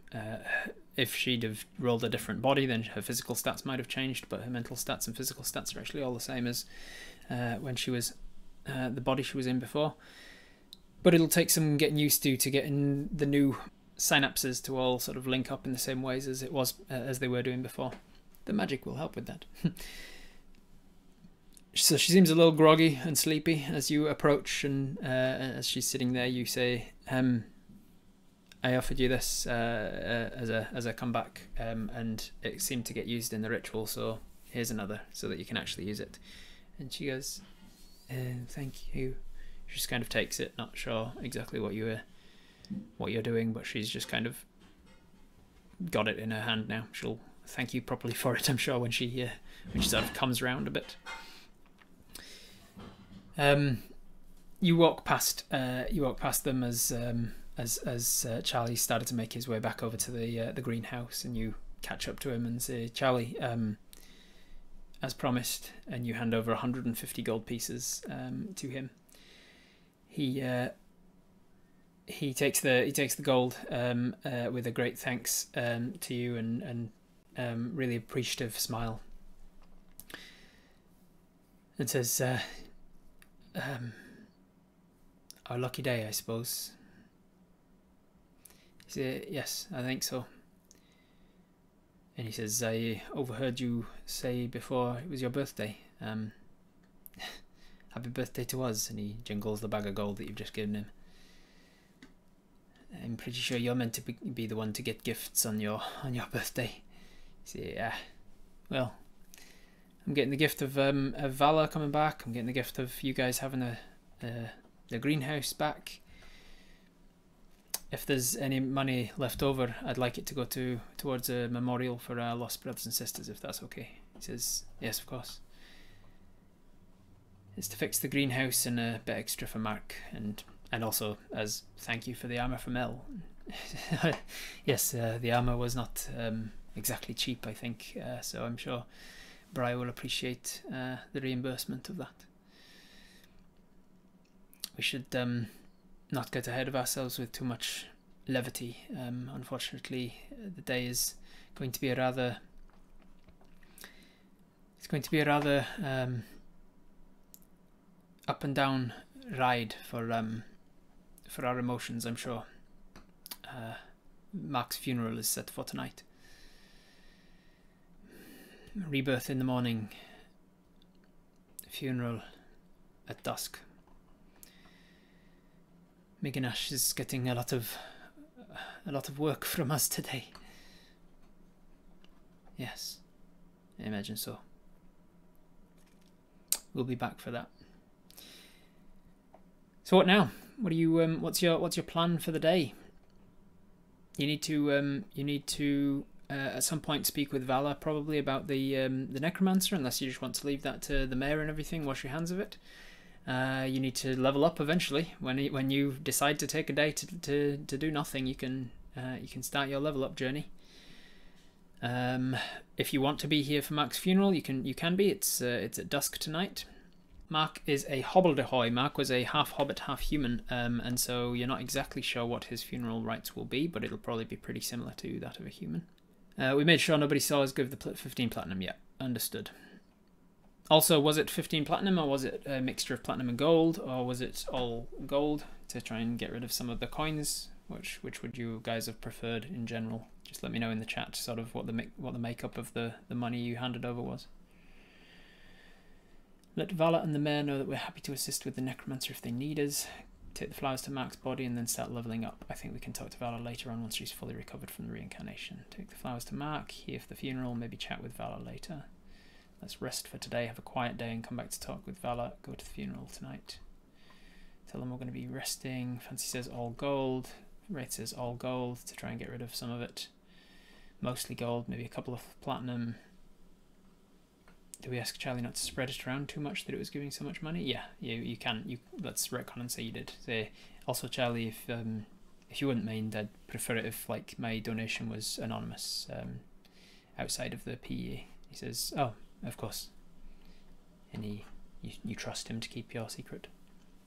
So we'll just give them 150 gold pieces worth of gold, and he can keep it as safe as he needs to keep it. It's on him to keep that secret and safe. Keep it secret. Keep it safe. Means less to carry around for us. It also means that platinum is safer for us to conceal. So in the meantime, while Vala is recovering, what do you want to do with your birthday? Apis Hive, downtime, birthday. What do you want to do? You've got a couple of hours at least before Vala will be up for it. Maybe a couple of days. You're not sure how long it'll take for her to get better. But she's definitely not going to be up to talking about the necromancer in the next couple of hours at the very least. So until noon, what do you want to do with your morning? Start leveling? Unfortunately, that's not going to be the case because today has been like a story day already. Like you've already had some like story moments, and because there's a funeral tonight and you're going to talk to Vala about things today, this will not count as a downtime level day. The level days are when from morning to night you do nothing other than just training for level up. So we've got drink, we've got hunt, we've got chill out with Mel on the outskirts of town. We've got go to the blacksmith. I want one other option so that I can put a poll of 5 things. Ask Sam if they sell the the shrinking hunters thing. All right, cool. I like that. Those are the 5 options. Let me put them to a poll. Do you want to go hunting? Do you want to just chill with Mel for the morning? Do you want to go drinking and just celebrate, get your birthday celebration starting early? Do you want to go shopping to the hunting shop and see if she sells any of those bandages that you can put around an animal to make it shrink, to make it easier to carry after the kill? Or do you want to go talk to Owen, the leather worker who made Mel's armor, and talk to him about whether or not he can make the dragon scales that you've got into braces for you, because you do have some dragon scales, and if you don't deal with them very quickly, they are going to get a little bit rotten. You need to take them to a tanner as soon as you can. Long time since we recharged our social battery. We could do with a break after all that madness in the past couple of days. Yeah. There was a full moon. Oh poop! Mosh could be making a problem in Shadridge. Ah, funny that. All right, with 59% of the vote, Apis decided to spend the morning going to speak with Owen the leatherworker, to thank him for making Mel's armor, and also ask him if it's okay for him to start making some bracers. Alrighty, so you set off into town with your quiver at your side, your new magical quiver. Thankfully, all of your gold coins and platinum coins and stuff are hidden in this magical quiver, so unless somebody recognizes what the quiver is or what it can do, then they won't necessarily know that there's anything in it other than arrows. If somebody's been taking particular note of you and your belongings for any particular reason, they may notice that you have a different quiver now, a particularly nice elven-looking quiver. But otherwise, you don't look like you're particularly wealthy or anything. At least hide our old quiver in the new one. Carrying around 2 quivers is more suspicious.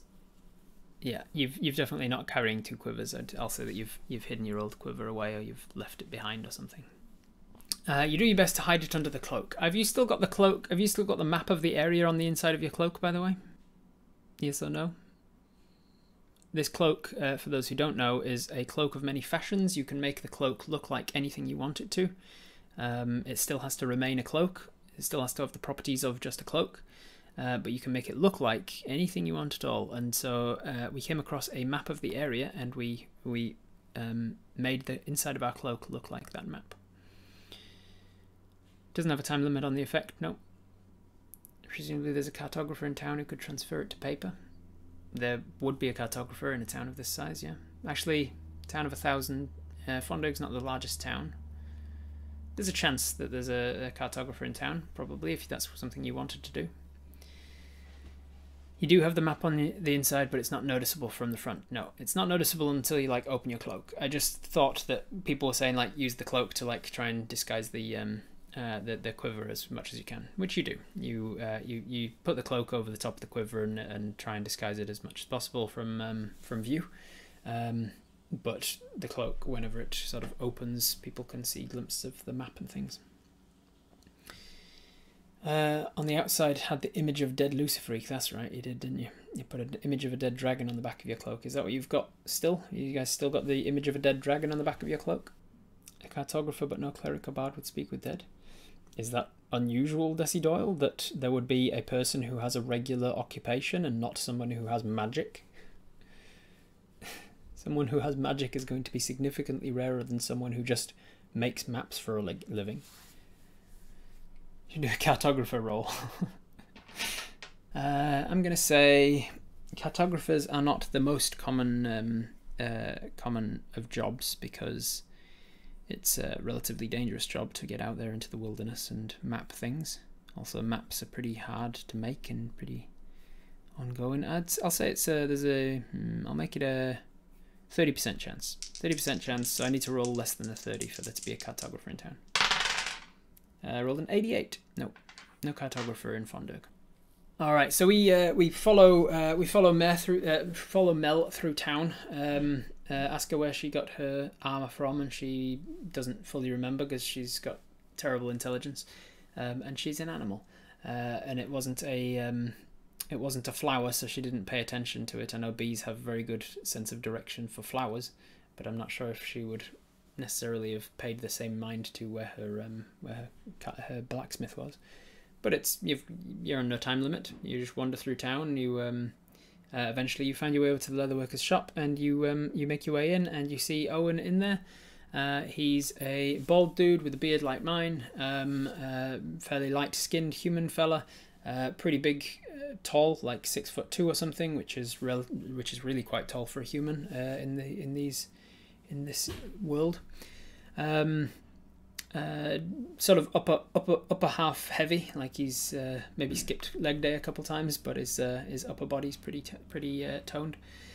And he's currently got this leather apron on over an otherwise shirtless body, and he's stretching some leather over something akin to an anvil. Like he's really like putting some real force into to stretching something at the moment. All right. What do you guys say? What are you wanting to do in this with this guy? Just normal on the outside of the cloak. The dead dragon image seems inappropriate for the resurrection. Yeah, that makes sense. You'd have just changed that to the normal sort of olive green kind of a cloak, I guess. So I understand you're to thank for the armor on my friend here. And she buzzes in. He goes, "Oh, I need to give him a voice. I didn't think about that. What voice should Owen have? Give me a voice, somebody. One that I can do. What voice should he have? Give me an accent. Is he deep? Is he high pitched? Has he got any speech impediments? Has he got like a gravelly voice or Londoner? He's a bit of a Londoner. All right. So he's a Londoner, East London. So he's a bit of a Cockney. Nasal East Londoner. All right. He turns and says, "Oh, yes, that was quite a challenge for me, to say the least. Come on in, love. Come on in." And he kind of leaves what he's doing, wipes his sweaty brow and takes some leather gloves off and places them on the side of the counter as he walks over. You're the one that they were talking about, eh? Apis, was it? And holds out his hand for a handshake. Yeah, shake his hand. He goes, "Owen, I'm a leather worker here in town. So not every day you make leather armor for a bee, that's for sure. How'd you come to know each other anyway?" You say, "Well, it's a long story. Well, I suppose not that long. About a month ago, 2 months back, maybe. I saved her from goblins up north in Shadridge." He says, "Oh, you're from Shadridge?" I say, "Not initially, but I've been around there for a while." Right. What do you want to say to this guy? You see, well, firstly, I just want to thank you for making the armor. It's going to help a lot. We get into a bit of scrapes more often than I'd like, and knowing that Mel's a little bit safer. He goes, "Well, as long as she can fly in it, she seems like she's doing all right, right?" Say, "Hey," and you turn to Mel and you say in Sylvan, You're okay with the armor? Like it doesn't impede your flight or anything?" And she says, "No, it is a little bit uncomfortable towards the back, but I'm getting used to it." And you say, "All right." And you say, turn to him and see that his face is kind of like wide. And you say, "Yeah," she says, it's fine, a little uncomfortable at the back. "You can talk to her, like the little one that came in with her." You say, "Hey, yes, speak the language." And he goes, "How many people speak bee language?" You say, "Oh, it's not bee specifically. It's a language of fairies and things. It's called Sylvan." And it's, "Oh, is she a fairy?" You say, "No, she's not a fairy. Animals sometimes can also speak the language of the fairies as well. And Mel here can speak that language." "Oh, well, did you say it was uncomfortable?" Just at back, I think over her abdomen there, it's a little bit tight or something." "Oh, I can work on that if I don't want an unhappy customer." So, "Oh, if you wouldn't," mate. You turn to Mel and you ask her, like, where is it uncomfortable? It can be helpful to talk to her. Yeah, well, you ask her, she tells you, like, here and there, and she kind of, like, does a little wiggle and points with her legs and stuff, and between you and her and him, you sort of mark out. He gets a piece of chalk out and he starts to chalk up the outside of the leather armor, and he says, "I don't want an unhappy customer at all. You can take that off, love." And he starts to unhook untie the little leather straps, starts to take things off and takes it over to his workbench, moves aside the piece that he was working on, and he gets out some like a rolling tool with a handle on it that he starts to press into the armor to the leather plates of the armor, starts like stretching it out a bit. As he's working, you say, "Listen, you do tanning as well?" And he says, "I do, yes. Not in this shop because the smell, obviously, but I've got a place just on the mountains of town, and I've got a place just out there that I go for tanning." See, I've got something I wouldn't mind you tanning for me. And he goes, oh yeah, what's that? You been you a bit of a hunter? I see your bow there. See, I am a bit of a hunter, yes, but this isn't your regular beast hide. It's a little bit more exotic. And he pauses and turns. I'm gonna see how smart is this guy. Can you put 2 and 2 together? Not one. Nope. This guy ain't got. He's a few sandwiches short of a picnic. He goes, oh yeah, exotic, eh? You see, hey, I've got some dragon scales. There was a dragon in town here. Like, I heard it was slain. You see, yeah, that's right. Wow, that's a coincidence, isn't it? Where did you get yours? From that dragon. I slid it. Oh, you did it. He drops what he was working on. Yeah, I was the Lucifreak was his name, and he was a dragon. You're like kind of thrown by. I had some help, but yes, we killed him. Wow. Well, can I shake your hand? And you're like, yeah, you did already. And he goes over and shakes your hand.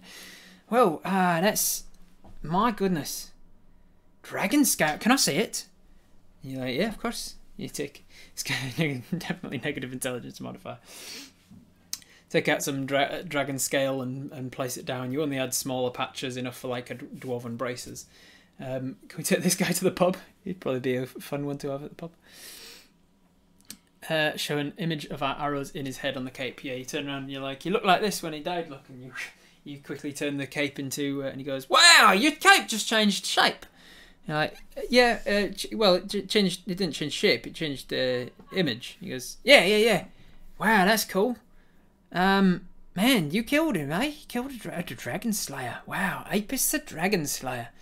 That's, I'm gonna put that on my my workbench there, and I'll say, Owen, leather worker to the dragon slayers. I love it. Can I see then? And he slides the still, like, because you haven't done anything to this dragon scales since you tore it off, so it's still got like the hide and the wet gunk on the inside of it and stuff. So he has a look at the scales, and he goes, wow, these are, I don't think I've ever touched real dragon scales before. Man, they're not as big as I would have thought. Yeah, he wasn't a full-grown dragon. Was he just a baby and he was already this big? Well, he wasn't a baby either. There's middle ground between fully grown and baby, and he was in that middle ground. Right. I was going to say, he looked a lot bigger in the sky than a baby. Yeah, he was a fairly big one, relatively dangerous, but he's dead now. Right. Is he just rotting out in the forest then? No, the king's the royal cross. He goes, oh, don't get me started. What? Sorry? Oh, they're just. They come in here and they're all like, oh, we're in charge now because we've been sent by the king, and just all the bloody pubs in town are they're all, you know, taken up by the royal cross and their bloody entourage, and they mean well, I'm sure, but I'll be grateful when they've left. Do you know when they are leaving? I don't know. Dragon's dead, so today, hopefully. Right.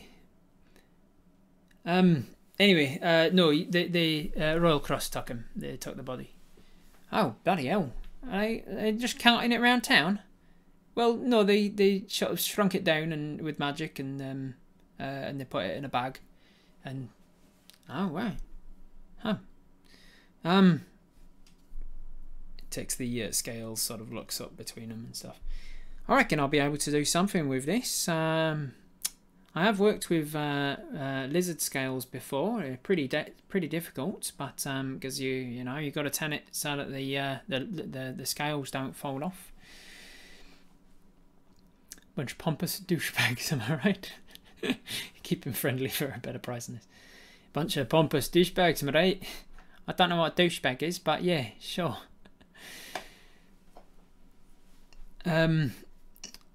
he says, yeah, I can definitely tan this for you. You wanting me to make them into something after they're tanned?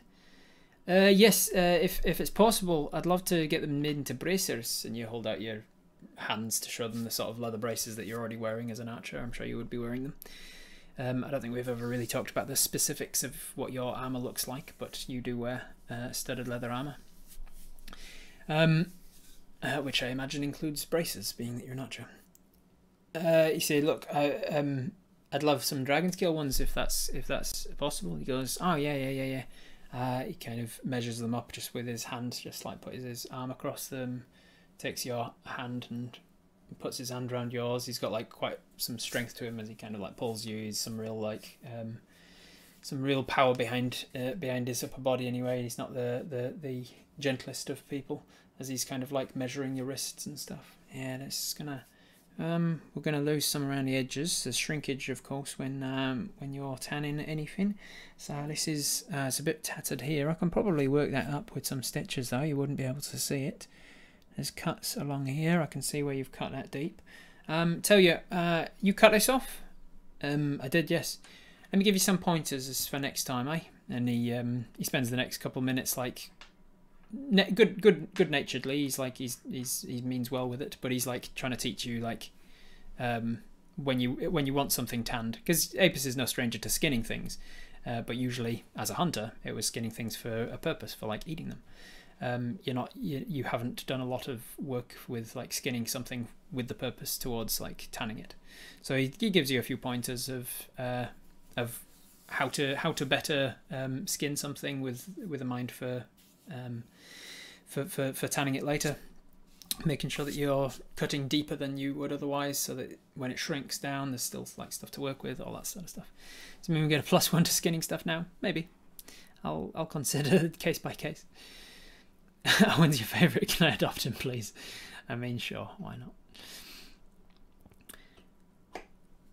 When it's okay that stuff comes off in chunks, yeah, and when you to try and keep things. So he talks to you about that for a little bit, and then he says, "Look, I'll tell you what. Being that you slayed this dragon, and because it's an experience for me, I'll tan this for free. But if you want me to then, but I'll do so on the condition that I get to make these into braces for you. Okay, you don't go and taking this off to some other leather worker after I've tanned them. Is that all good?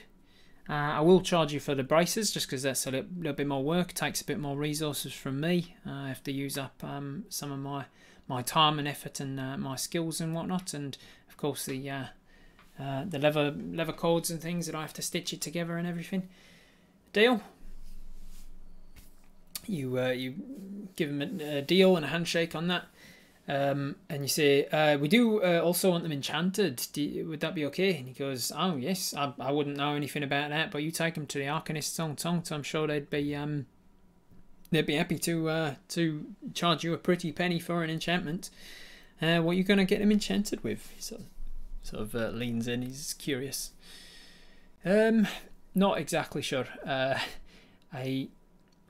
think anything to sort of like defensiveness, or like anything that can help me against the things that I encounter day to day, I guess. Right. Well, I'm happy to start the tanning process of this. How long are you sticking around Fonderg for? As long as it takes, I suppose. All right. Well, let me work out how long this is going to be. I don't know. I'm going to have to look up again, because back when you did the Displaces Beast cloak and you got that enchanted, you got that tanned and enchanted. I had to look up how long a tanning costs, and I think it was like 2 weeks. How long it takes? I think it's like 2 weeks or something to tan a skin. So I'll work on that, and I'll tell you. He tells you the frame of the time frame right now. It's at least a week, maybe 2. It'll take about a week, maybe 2, to tan them, and then maybe like another I don't know. I want to do a good job of it, and I've never worked with dragon scales before, so maybe another week on top of that for making them into braces for you. And then, of course, you're going to get them enchanted, and I have no idea how long that takes. To make them for the tanning and the braces together, I'll charge you. What would he charge for it if it takes him like a week? It's like 20 gold. Is there like a price in the player's handbook as a ballpark for braces? Let's have a look. They don't do braces alone in the player's handbook, but they do leather armor, so I could use that as an idea. 10 gold. Yeah, I was thinking about the same. Because it's about a week's worth of work is 7 days. He's a skilled artisan, so a gold piece a day is usually okay. So 7 gold for a week. Might take him a little bit more than a week, so he'll do it for 10 gold. He says I'll do it for I'll tell you what. I'm gonna have you roll. I'm going to have you roll an insight check first, and then I'm going to have you roll, depending on whether or not sort of you... Because your insight is kind of working out when he gives you a number, whether or not that is like a fair number. Because you do know a little bit about leatherwork. You've got leather armor and things. That was a 3 on your insight, plus 2, so you've got a 5 on your insight. So when he tells you that it'll cost 15 gold, you've got no reason to believe that he's trying to rip you off. He says 15 gold... and then if you want, you can roll persuasion to see if you can talk him down a little bit from that. You might be able to knock off a gold or 2. A deer is 5 days, apparently, says Batmap. To tan a deer skin, about 5 days. Good with gold lately. Tip him extra. Give him 20 to cover the cost of Mel's armor as well. So you say that. You say, I can, I'll tell you what, we'll make it a little more to cover Mel's armor as well. And he says, oh... Her armor was paid for, mate. The little one, Brian, was it? It's not right. She was a little lady. The little girl, she paid for it. So Mel's armor was already paid for. It was Brian that's out of pocket for that. Guy I was watching was tanning for 2 weeks, but it was parchment. Might be different. I'm gonna say 2 weeks. For something, although I don't know if it's different for like different sized things. You're not tanning an entire deer sized thing. So yeah, you're only doing braces. I'm going to say 1 week. I'm going to say one week to do the tanning, and then a few days, maybe up to a week for making the braces. So at most you'll be waiting 2 weeks for your braces, and then you need to get them enchanted, which can take a lot longer. But you'll have to see.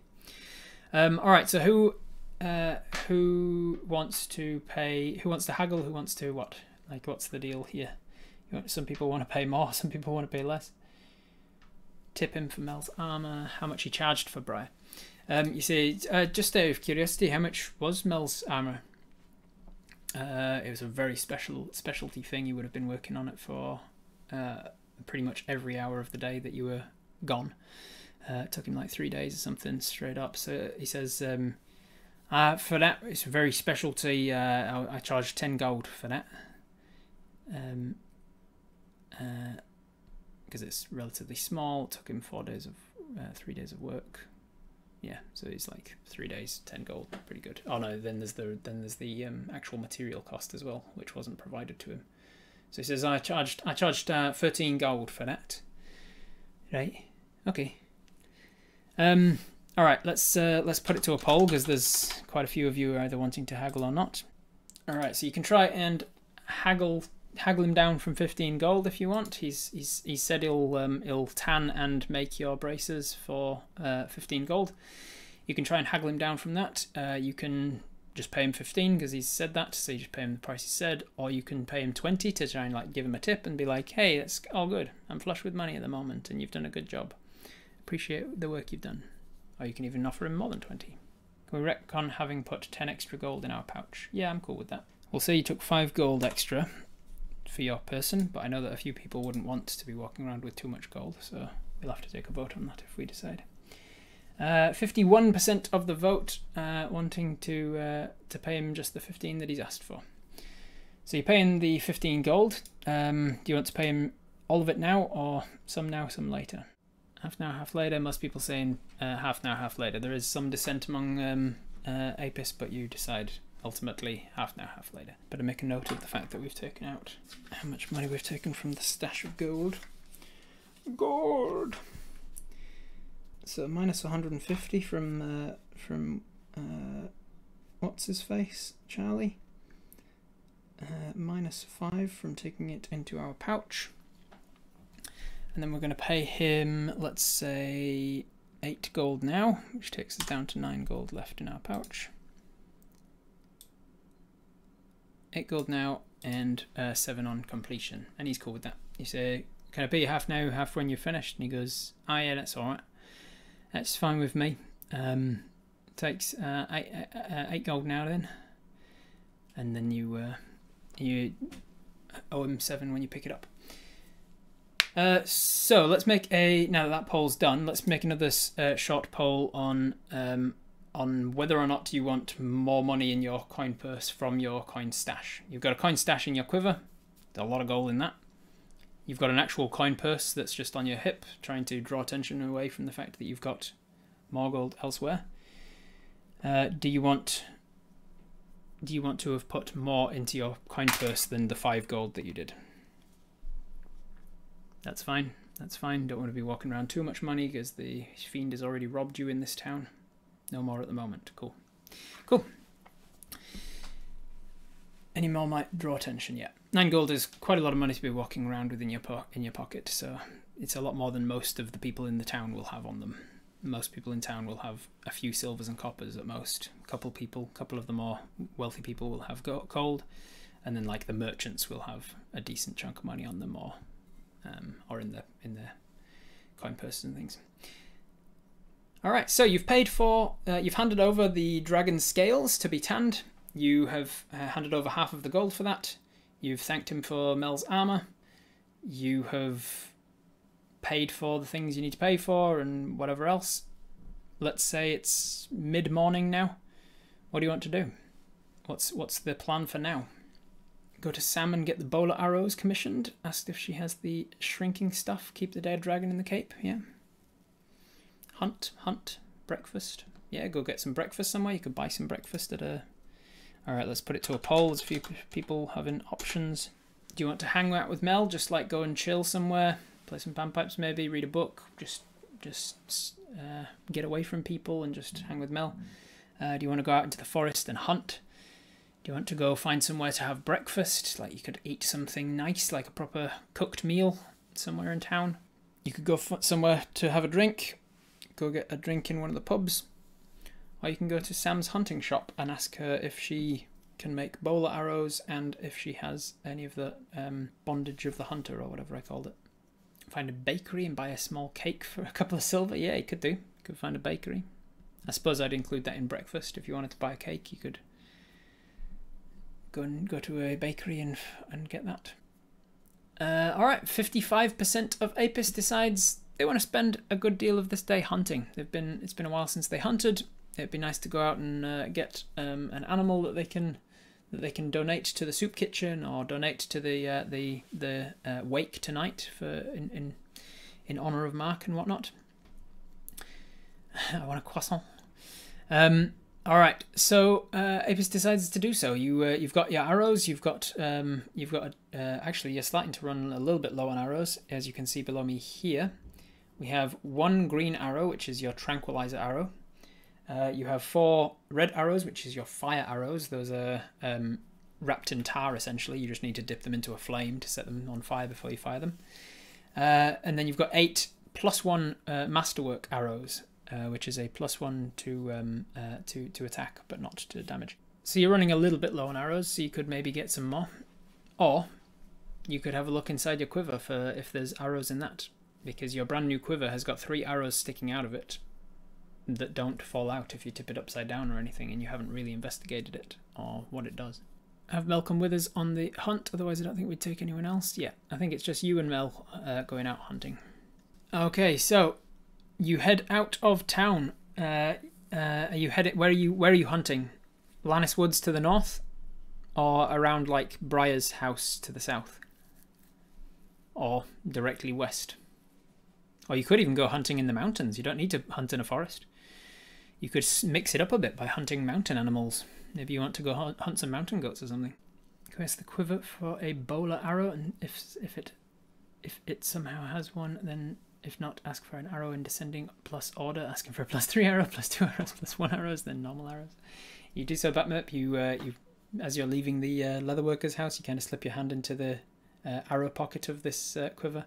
You say, bowler arrows? Nothing comes to your hand. +1, +3 arrows?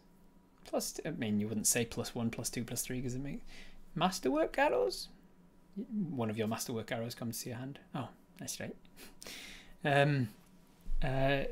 You muck around with it a bit, but you're gonna have to put a little bit more time into working out how this thing works because you've already got your own masterwork arrows in there.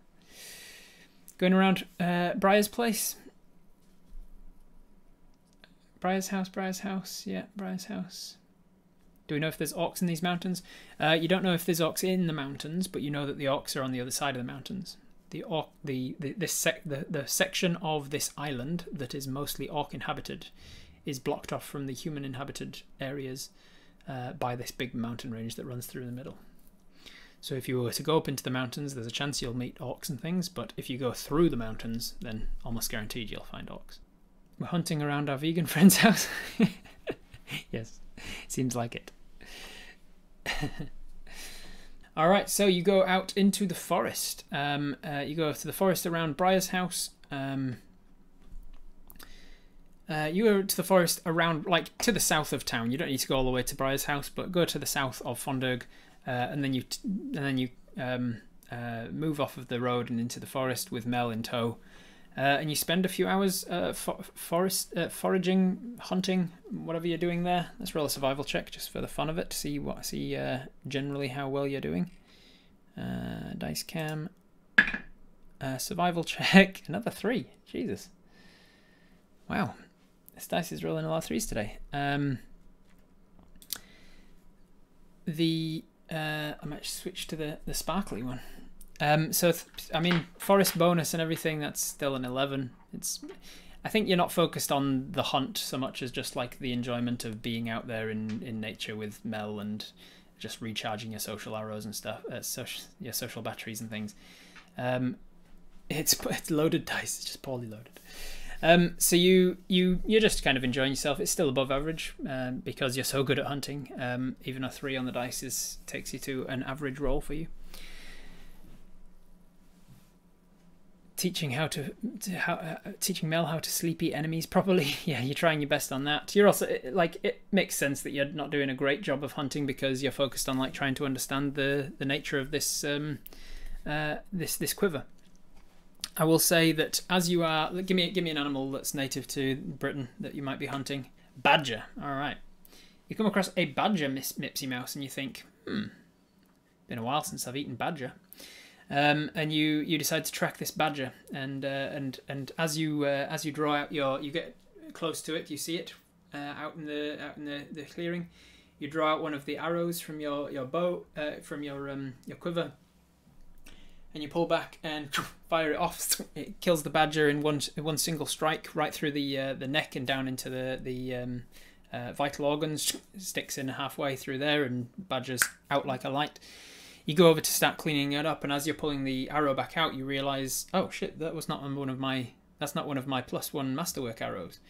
You look down at the quiver, and you see that there are 3 arrows sticking out of the small pouch next to it, and you think, this looks like one of those arrows. And you pull out one of those arrows, and there are 3 arrows left in the pouch. You pull out another one, and there are still 3 arrows in the pouch. You pull out another one, and another one, another one, and there are 3 arrows. You keep pulling arrows out of the pouch, it's just 3 arrows in the pouch still. You start to learn that this is a quiver that replenishes non-magical arrows. You learn the extent of that by keeping going and going and going. How many arrows do you pull out before you give up trying? It's a quiver of robbers tired of tracking arrows. Yes, to a certain extent it is. Sparrow says 10, Tree says 69. Popfin says 13, Desi says 73, 10, 69, 20, 69, 30. You pull out, let's see, I'm going to roll,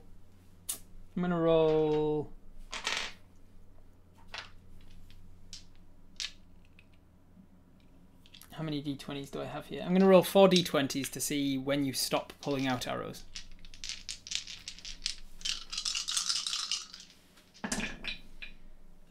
That is 2 14s and 2 14s and 8 and a 1. So that's 28, 36, 37.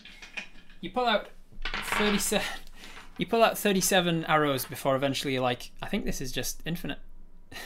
And you grab all the arrows together in a big bundle and you just stuff them all back in. And as soon as you start stuffing them back in, they're just disappearing.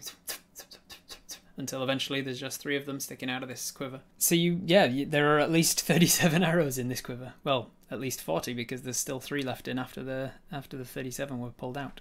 Is our Masterwork arrow non-magical? It is non-magical, yes. Our Masterwork arrows are non-magical.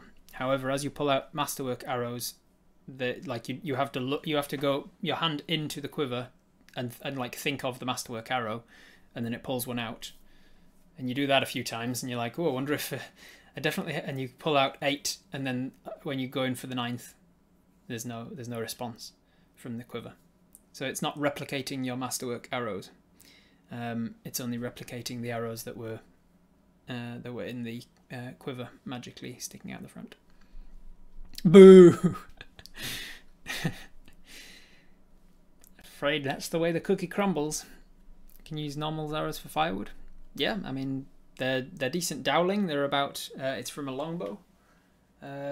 Longbow arrows, so they're probably this long or so. Decent length dowling arrows with sharpened. I don't know much about arrows. What's the tip of the arrowheads usually for like regular medieval arrows? Just like, would they have used slate or would they have just used a sharpened point to the wood? Sharp flint, obsidian, pointed flint. There are 8 different types of medieval arrow tips. Yeah, I imagine there wasn't just one, but I've already said it's a medieval longbow arrow for hunting. So you've got information that I need for that enough information to tell me whatever the arrowhead is. I imagine there's fletching on it from like feather, regular feather fletching. So you can theoretically use them as firewood, but they wouldn't be very good firewood. They'd be like the what is it, kindling, tinder, and firewood. So it'd be more tinder than firewood. So you take a little time to get to know the properties of this quiver a little more, and you learn that it is the quiver of Elona. You can look it up. It is an item in D&D called the Quiver of Elona, or it's got another name I can't remember. Quiver. It's called an efficient quiver. There you go. It's called an efficient quiver. Each of the quiver's 3 compartments connects to an extra-dimensional space that allows the quiver to hold numerous items while never weighing more than 2 pounds. The shortest of the compartments can hold up to 60 arrows, bolts, or similar objects. The mid-sized compartment can hold up to 18 javelins or similar objects, and the longest compartment can hold up to 6 long objects, such as bows, quarterstaffs, and spears, etc. You can draw any item from the quiver as if doing so from a regular quiver or scabbard. So you can it holds a bunch of stuff. Basically, it's a quiver of holding. However, on top of the efficient quiver stats, it also has this other ability of it replenishes the arrows that are drawn from it, up to at least 40. There may be a limit on it. You don't know. You drew 40 arrows out before you got bored of it and wanted to get back to hunting.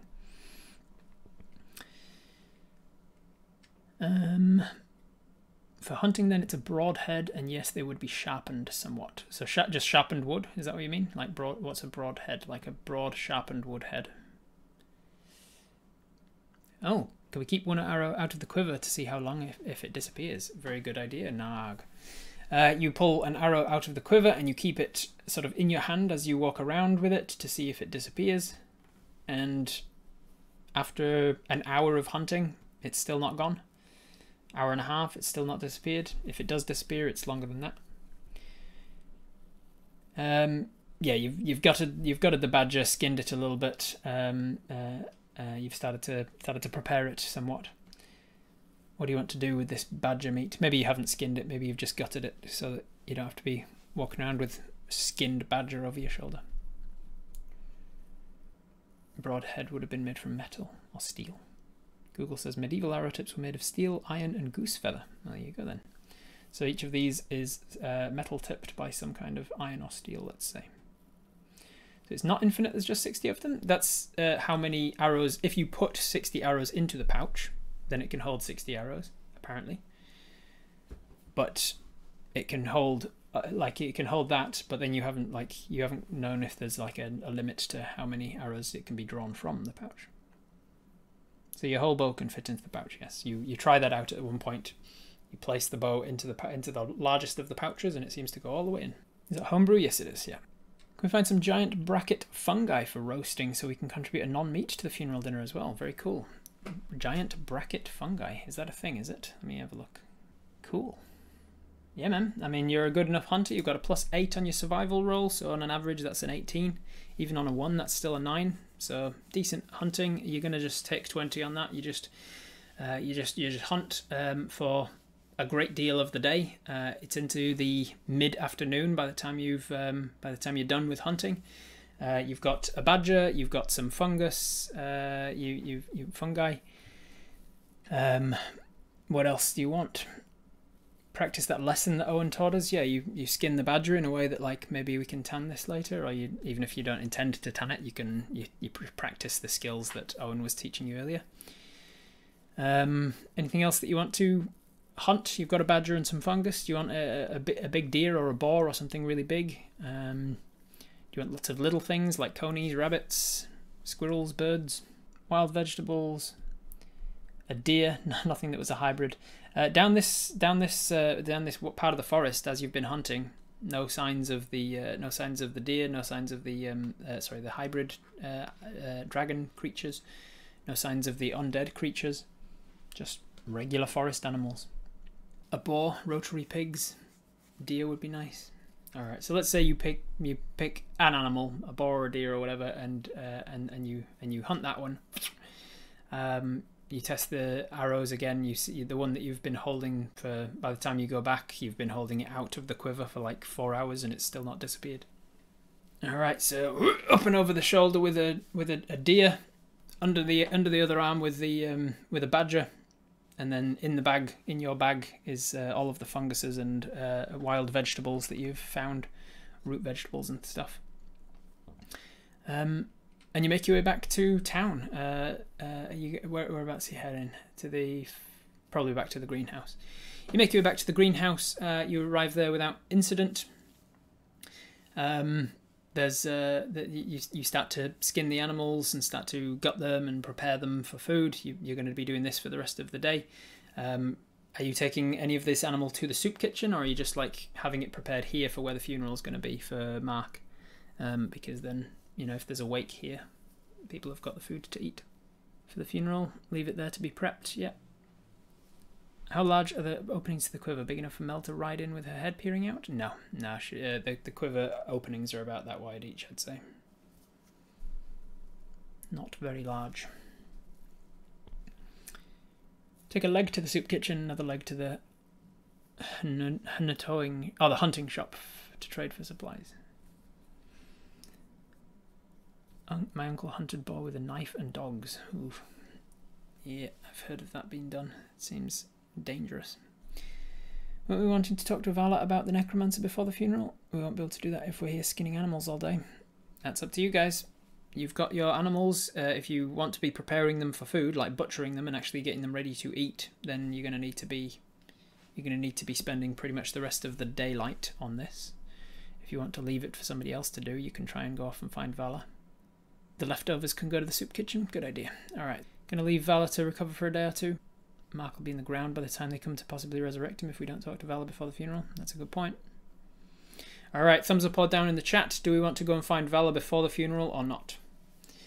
Because if she does know something about this necromancer in the woods, and this necromancer can resurrect somebody, then it might be worth talking to him before we bury Mark.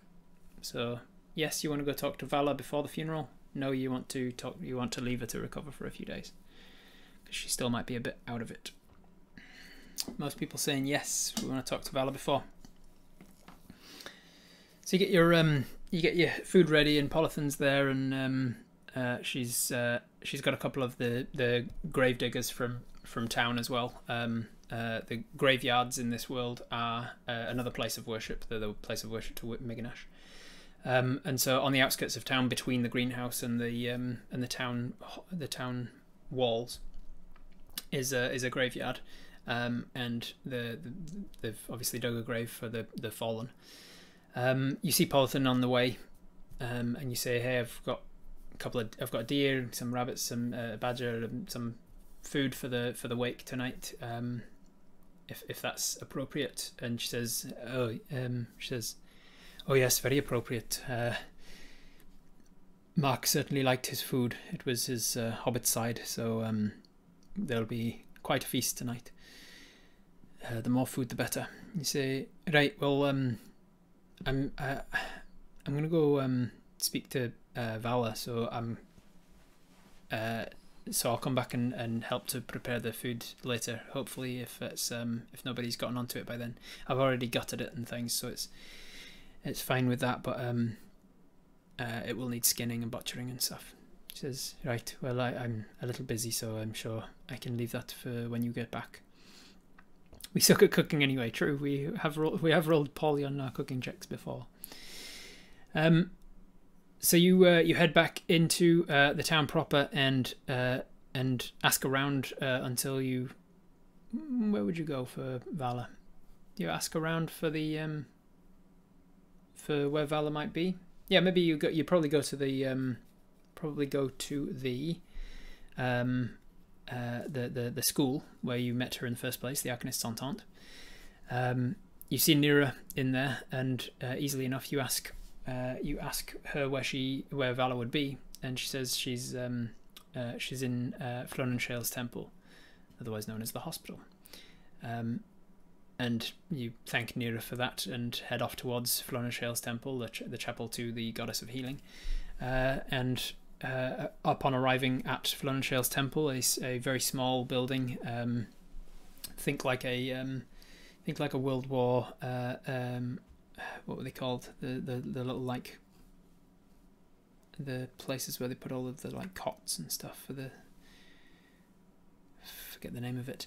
Think like a small chapel-sized building rather than like a big old temple or a hospital, but it is technically a hospital. One of the bunkers, a field hospital, I think, is just what I was trying to think of.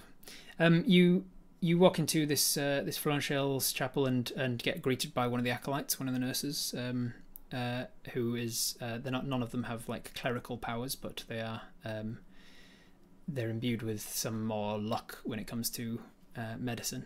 An infirmary, yeah. The morgue waiting room. And you see that it's relatively uninhabited. There's maybe 2 or 3 of the acolytes to Flonenshale in here, and there's Vala sitting up in one cot talking with one of them. Across the other side, there's a fellow with a heavily bandaged arm asleep. And you walk over to Vala, and the acolytes say, "You here? You're a friend of Vala's? She needs her rest." And you say, "Yes, I'm a friend. I just wanted to thank her for what she did for me." They allow you to approach her. What do you want to say? She is conscious. She is awake. She's lucid enough to be talking with one of the acolytes. Say, "Vala, how you feeling?" She says, I've felt better, but I've felt worse. This is peculiar to be speaking and not hearing my voice. I feel like I'm bloated, like I'm bigger, like everything around me is closer. my eyesight is different. I can see colours are a little different now than they were before, and my thoughts feel muddled still. I'm a little shorter than I was as well, so I feel like I'm hunching when I'm walking. Well, I'm just glad that you're back. You're the reason that we were victorious. You know that, right? We were all part of it. Yes, but without you, countless people would be dead. Thank you for that. I did what I had to do. Thank you for speaking with us every day. Your messages in the morning, as early as they were, she sort of chuckles and says, well, you said speak at dawn.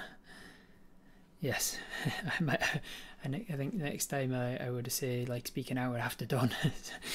But no, I appreciated your messages. It gave me hope. It kept me kept me knowing that there was an end in sight and that the help was coming.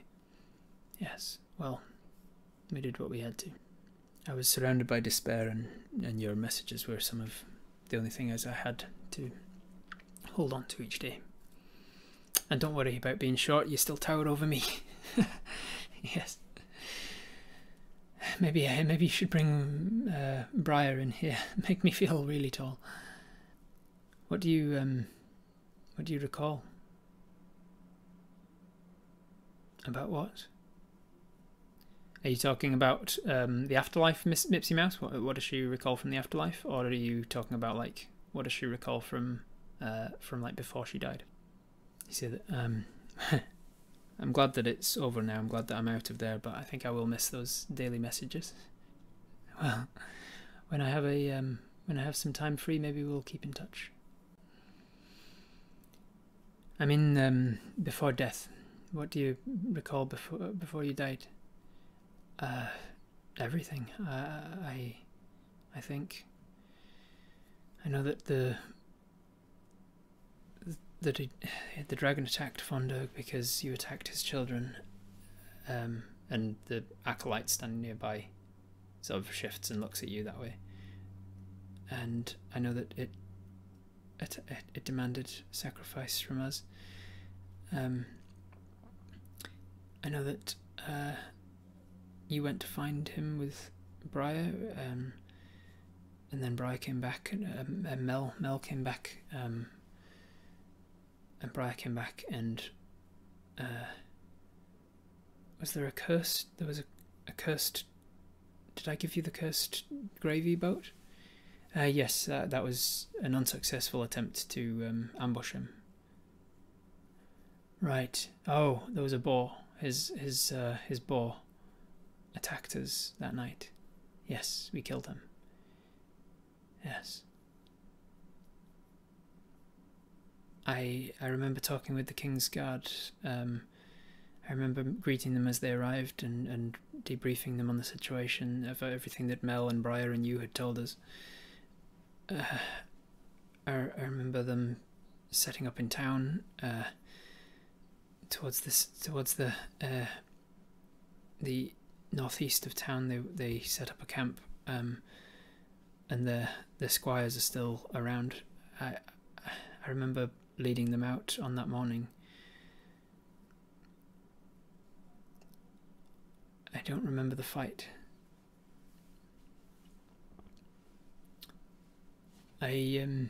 Just in case anybody hasn't told you yet, Luciferique is dead now. And she says, yes, I've been told.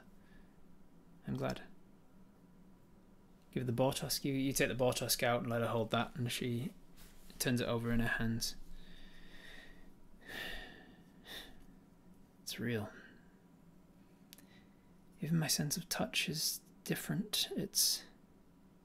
My fingers feel fat, like they're brushing past each other in a way that they didn't before. Like I can feel the sides of my fingers against each other.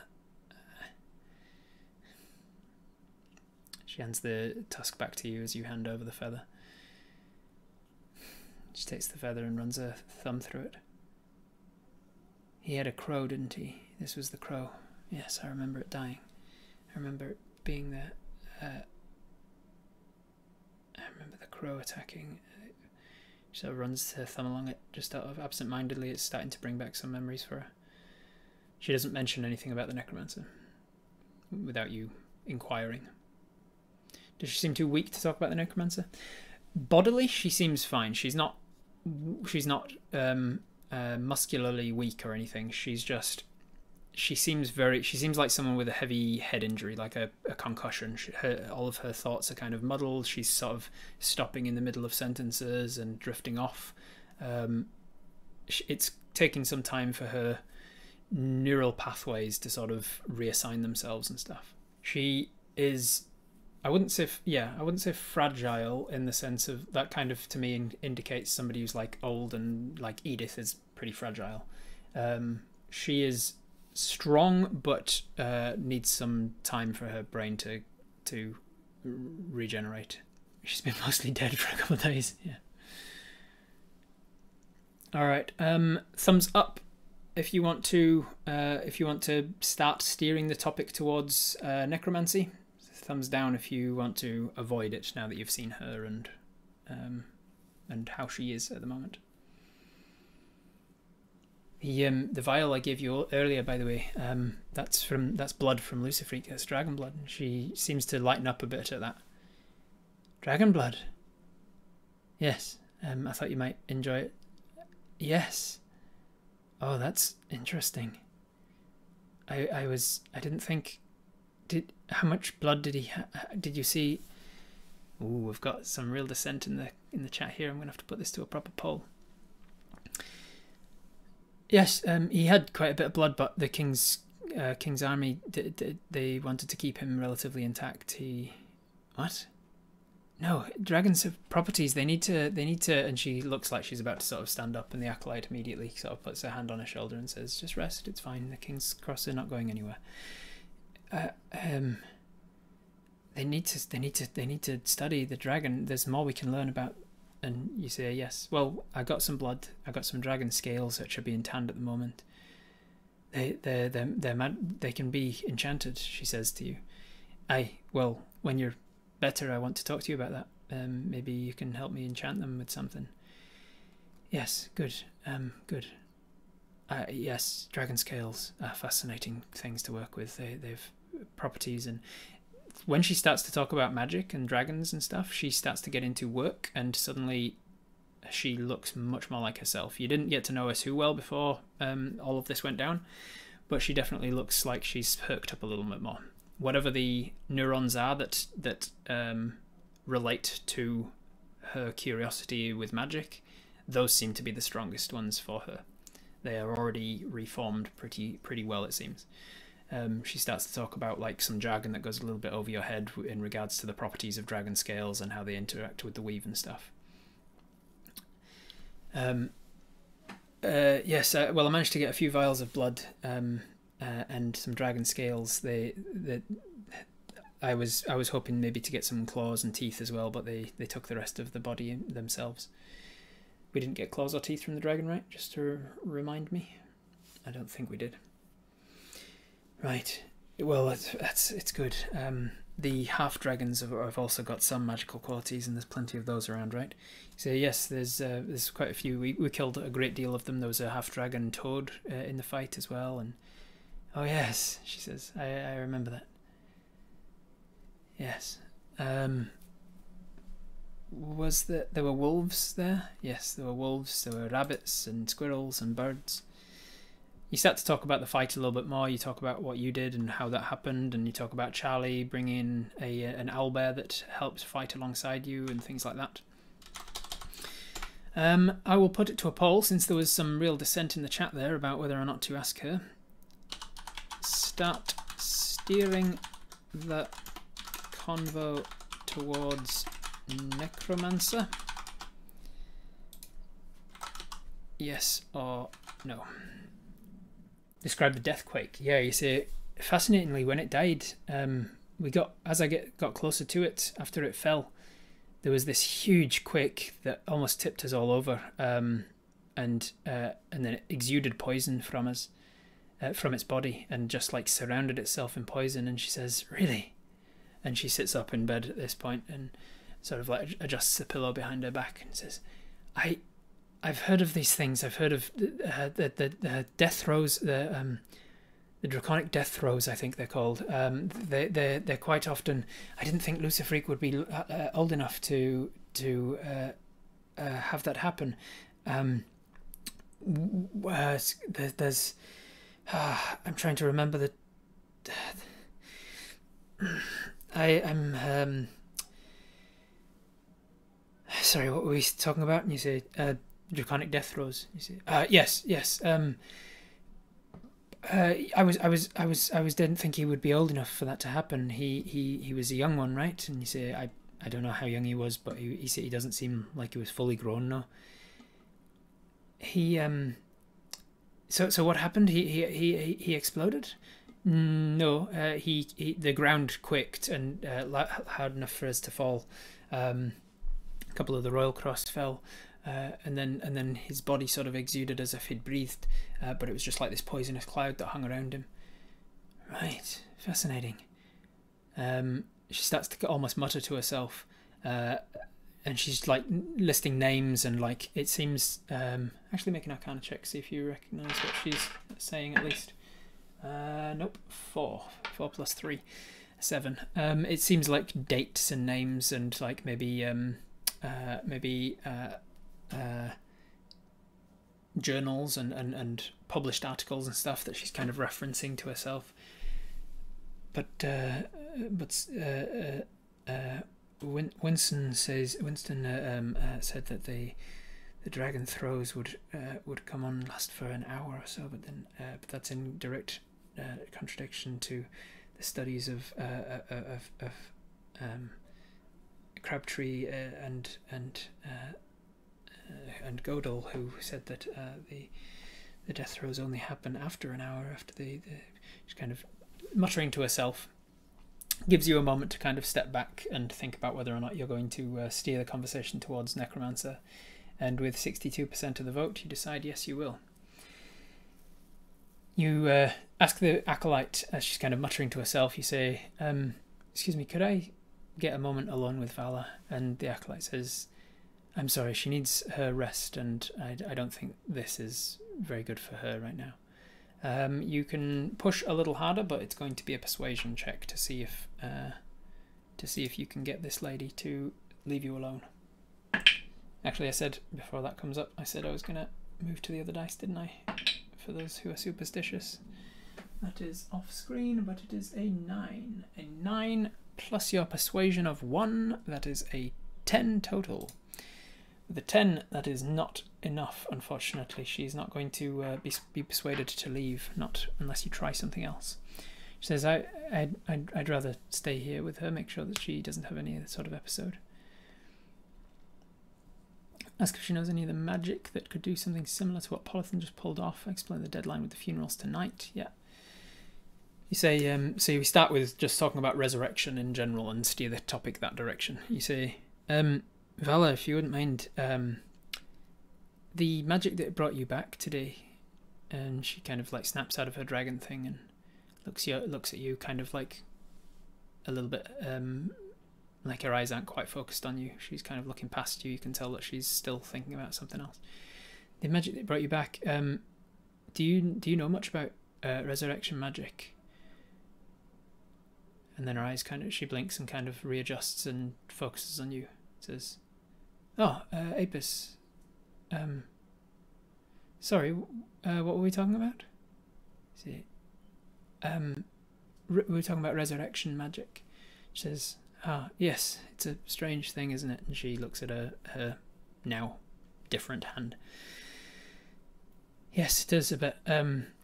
Do you happen to know anything about how it works? And she says, I don't know.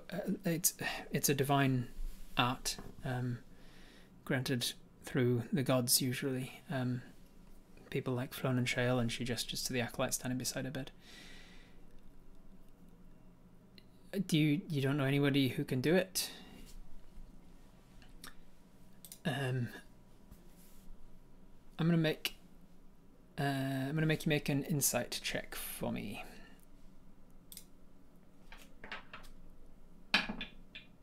That is a 10. I really need to zoom this dice cam out. I don't know why it's going off camera all in.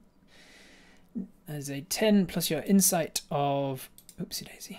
It is a 10 plus your insight of 2. That's a 12. It says, I don't know. I don't know anyone who can do that now. And you say, right. He says, well, Polython, obviously. You say, yes, obviously. I'm really hoping that we can find a way to bring Mac back. It's his funeral tonight. She says, Mac died? You say, yes, Mac didn't make it through the fight. Mac from the PEA? Yes.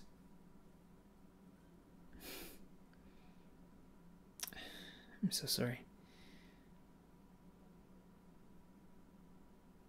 He was such a nice man.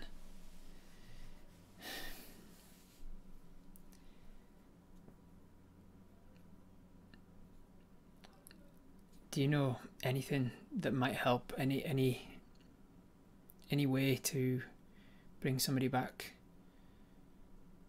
The acolyte at this point says, bringing somebody back to life is a matter of the arts of necromancy and is strictly regulated.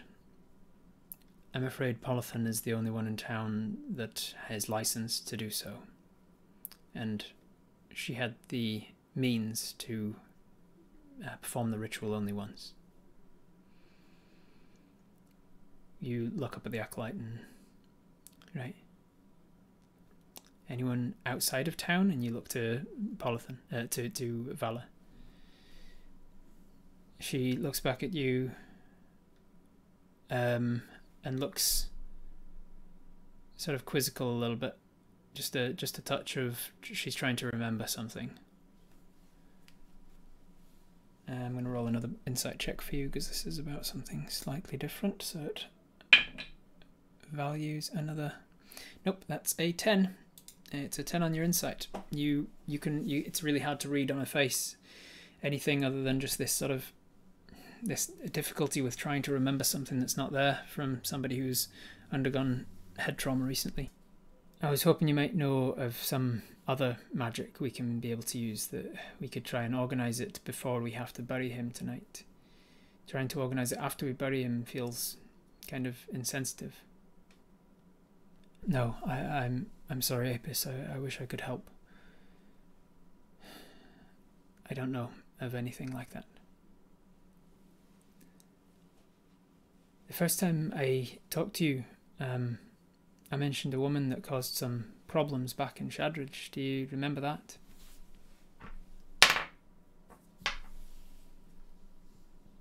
Yes, she says, with a bit of a strain on her face. Well, I found a person. I found a man out in the forest who knew her. An old chap.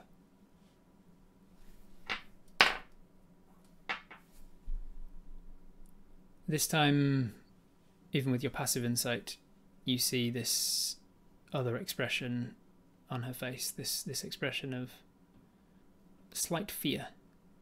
She simply looks you in the eye, and you can see focus come to her eyes now, that she kind of keeps in and out of focus. She keeps kind of wavering on whether she knew you there, knows you're even there or not. This time she looks at you, and with focus she says, "He can't help us." Say thank you and go back to comforting her. Say, okay, well, thank you. I thought it was worth a try. And then she kind of just turns to the acolyte. Says, could I get a little bite to eat, please? And she says, of course, yes. Suzanne? And another of the acolytes, yes? She says, Vala would like to eat. She says, oh, very well. And she leaves out the back. and doesn't leave you two alone. Will you be available to come to the wake tonight? She says, I think so. And she turns to her acolyte, and the acolyte says, I think that'll be okay. As long as we can rest between now and then. You see, understood. You get the distinct pointed impression from this lady that like, if you piss off now, she might come to the feast tonight. But if you stay here and bother her, she can't rest her brain, so she won't be coming. So she's kind of like ushering you the door without in so much words, as it were. Get out, or I'll make you get out. Yeah, she's being very polite about it, but she's being quite pointed that like she needs her rest now, so leave. So what do? Let her rest, time to go, wish her well. Okay, pissing off, ask the bone dice. Alright, so you guys, you get up and leave, and you say, thank you, Vala, rest well, and I might see you tonight. I can always come back, he says to the acolyte. I can come back and help her get there. She says, we'll be able to assist her on the way. Thank you. You leave the hospital, as it were, the field hospital-sized chapel. One neuron from Apis' head wants them to analyse that Suzanne with their active perception. You perceive Suzanne really closely, and you see that she's a woman dressed in acolyte robes with the symbol of Flonenshale on them, which is a tree, a human woman whose lower half of the body turns into the roots of a tree, and her arms turn into that of branches, and then around her is the canopy of the tree, and then across her, almost like a bandolier, across her body is a series of vines with berries across them. That is Flonenshale's symbol. They have this on her. They have this on the walls around. They've got like a little, almost like a the sort of statue you'd see of like Jesus on the cross in churches and things. You've got those sort of brass statues around the place of Flonenshale doing the similar sort of pose. You leave the hospital. A couple people wanted to ask the dice something. Thumbs up or thumbs down in the chat if you want to ask the bone dice anything in particular. Some people wanted to ask, like, I don't know what you wanted to ask, but is it like, should we go and visit the necromancer, or I don't know what you wanted to ask the dice, but did you want to ask the dice something? You haven't asked the dice anything today, so it should give you a correct answer. Seemed like she wanted to tell us something was more concerned with about the acolyte than anything. Can I'll be back be Vala's new catchphrase? I'll be back. Could have offered a spore treatment to help Vala rest. It's the sleep is like the sleep spell, which puts you to sleep for 1 minute, after which you wake up. So I mean, if you're already exhausted, then the sleep spell, like if you're an insomniac and you are exhausted enough to sleep, but you just can't get to sleep, then maybe the sleep spell could work. But more often than not, it'll put you to sleep for like a minute and then you wake up again. What are people saying about the dice? Are we asking the dice something? Not many votes. Mostly yeses though. What did the people who want to ask the dice something, what is it you are wanting to ask the dice? Want to be pulling out a magic dice in the middle of town where the Thieves Guild could be watching us? It's not paranoia if they're really watching you. You want to ask the dice, but not here. Yeah, but what are you wanting to ask the dice in the first place? Wraith had it? Oh, can the necromancer help us bring back Mark is the general question. Gotcha. Okay. Alright, so let's put that to an official poll then. Can Apis make a check to see if they are being watched with being Steel's edgelords? Sure. While we are deciding whether or not to vote, Apis has a little look around themselves to see if they are being followed. Let me first set a DC. Well, first let me see if you're being watched. Okay, let me see if we set a DC for that.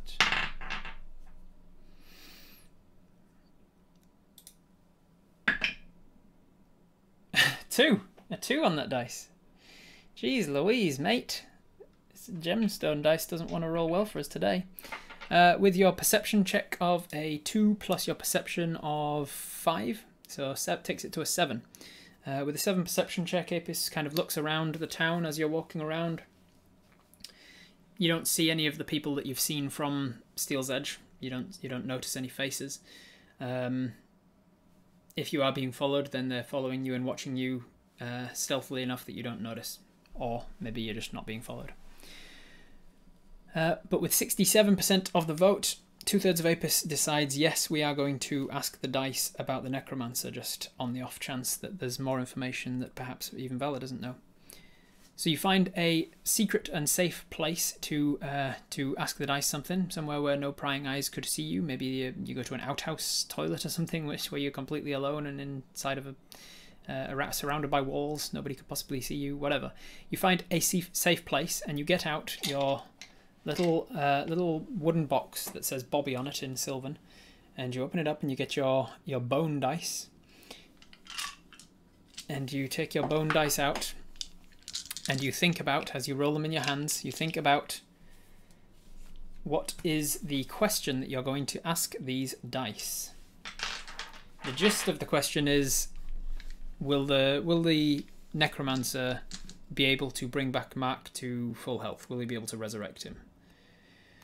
But what is the wording? Give me some options here. The dice have always given us answers. It's just that they're often vague answers, difficult to read. They give you a yes/no answer, essentially. So you just have to be careful about your wording of it, because sometimes getting a yes to a question that you asked poorly can sound like a no, or vice versa. They give you a wheel and woe answer. Got to be a lawyer to ask these dice a good question. Does the necromancer have the ability to bring back Mark to his original form? That's a good start. Will the necromancer be able to restore Mark to his state of full health before death? Does the necromancer possess the ability to restore Mark to life? Those are all very similar, but all very different questions. If the necromancer we encountered at Blah was able and willing to bring back Mark to life via resurrection and or reincarnation, would it be successful prior to Mark's funeral? That's a very good lawyer-like question there, Tree of Dave. Will Vala convince him to resurrect Mark is an interesting one. Alright, so Tree of Dave's got the right idea that we should specify who the necromancer is. The necromancer that we met, blah blah blah. Easy enough to do. If the necromancer encountered at so-and-so was able and willing to bring back Mark to life via resurrection and or other similar magics, would it be successful? That's a good question. Has anybody got advance on that one? Will pursuing the necromancer for another resurrection cause problems for ourselves? That's a different question entirely and is very interesting to know. Will that necromancer bring Mark back to life without becoming a slave to him? Will seeking the necromancer out result in Mark being restored back to life without major negative consequences? Whew, this is some tough ones. How are we gonna find the wording of this? I'm going to take Tree of Dave's as like the basis here, and we're going to add to that. All right, if the necromancer we encountered in the Lannis Woods was able and willing to blah blah blah, copy. All right, how are we gonna adapt this wording? Is there anything we need to add to it or subtract from it? Any different wordings? Without major negative consequence? I mean, that's without major negative consequence. Negative consequence is very much a moral question of like, what is a major negative consequence and who is judging whether it's a major negative consequence or not. Probably the person who made the dice would be judging whether it's a major negative consequence or not. I don't think it can be done before the funeral, though. It's less than an hour. Either way, Mark's getting buried. I never said it was less than an hour, did I? It's getting close. It's definitely close now, but it might be an hour or two. In fact, no, it is probably less than an hour away. Yeah, it is probably about an hour away now. Because it's at dusk and you're in spring though. You're in late spring, mid-spring, sorry. You probably got like an hour and a half at most. If the necromancer we encountered in the Lannis Woods was able and willing to bring Mark back to life. Oh, mind you, this is a hypothetical. If the question is, if he was able to do that, blah de blah, would it be successful? Then you're setting up a hypothetical situation wherein he is able to do that, and then answering that and saying yes, it would be successful if he could do it, but you still don't learn at that point whether or not he can do it. I feel like this would be easier without 100 people being the synapses of Apus's brain, but that's one of the unique challenges of Twitch Tales. You like Spate's question? Where is Spate's question? Let's have a look. Spates. Where did you put a thing? If Mark was resurrected by the Necromancer, would he be accepted back into society by his friends and family? Interesting. If he was... Again, you're setting up a hypothetical wherein he is resurrected by the Necromancer. So if the Necromancer is unable to resurrect Mark in the first place, you're not getting an answer about that. I still think we should start the question with can. Oh man, I feel like this part of the game is dragging, but I also don't think we can speed it up anyway, because the wording is important to the question and the information that you get. If you knew how these dice worked, to the extent of like how often they can give you the correct answer and things, and like how much they get wrong each time and stuff, then maybe you could just speed things up by asking multiple questions. But unfortunately, we only know for sure that one of the questions will be correct. Would pursuing the Necromancer we encountered in the last woods be able to bring about a resurrection and or reincarnation without what I would... That's a good one, Fancy. Would pursuing it be able to bring it about? That's a good one. I like that. Would pursuing the Necromancer we encountered in the last woods be able to bring about a resurrection or similar magic without what I would consider to be major negative consequence to myself or anyone in the town or involved? I think we've got it. I think that question accounts for everything. If you get a yes to that, you know that it is possible to... You know that if you get a yes to that, the Necromancer is able to do so, and he will do so without raising him as a zombie. If you get a no to that, then either the Necromancer can't raise dead, or he won't raise dead, or he would only raise the dead as a zombie or something. Or he's not able to or something. I think that's good. Would pursuing this be able to bring about... Would pursuing it bring about, rather than be able to. Would pursuing it bring about a resurrection? Yeah, okay. Rather than the be able to. Good final addition there. We really should just ask the dice one day how often they'll tell us the truth. I know that to some people this might be tedious, but I find this part really interesting whenever we're trying to find the exact wording of it. I find it fascinating to be like, ooh, how would we close up certain loopholes and things? Quick, lock it in before we make it more confusing. All right, so Apis sits on this, I'm going to say you're in an outhouse toilet just to make it really like private. You've gone to an outhouse toilet, you've got like a little board of wood sitting on your lap so that you've got something to roll on, and you just sit there for like a good 10 minutes trying to think about how to ask this question, the exact wording and everything, trying to make a devil's contract. Well, funny you should say that, Lady Emery's. Anyway, you take the dice in hand. I actually have to think about the answer to this question now. Jesus. All right. Okay. How am I gonna... I know the answer now. Now how do I portray the answer? Okay. You take the dice in hand. It's our birthday, Rob. Be nice. You take the dice in hand and you roll. And as you roll the dice, they hit the wood on your lap. And you get an image of a cute puppy pooping on the ground. You get the sound of a newborn baby full of life crying. You get the taste and temperature of a delicious hot pie, too hot to eat and burning your mouth.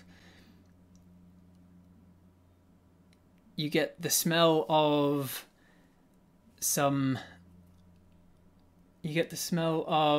cut grass starting to trigger a hay fever response. And you are left with a mixed sensation of weal and woe. And that's where we're going to leave it for today. Thank you very much for joining me, everybody. I will see you next time on Twitch Tales. Bye. Oh, damn, it's over already. Oh well, YouTube seems to think that you'd like this video next, so give that one a watch, please.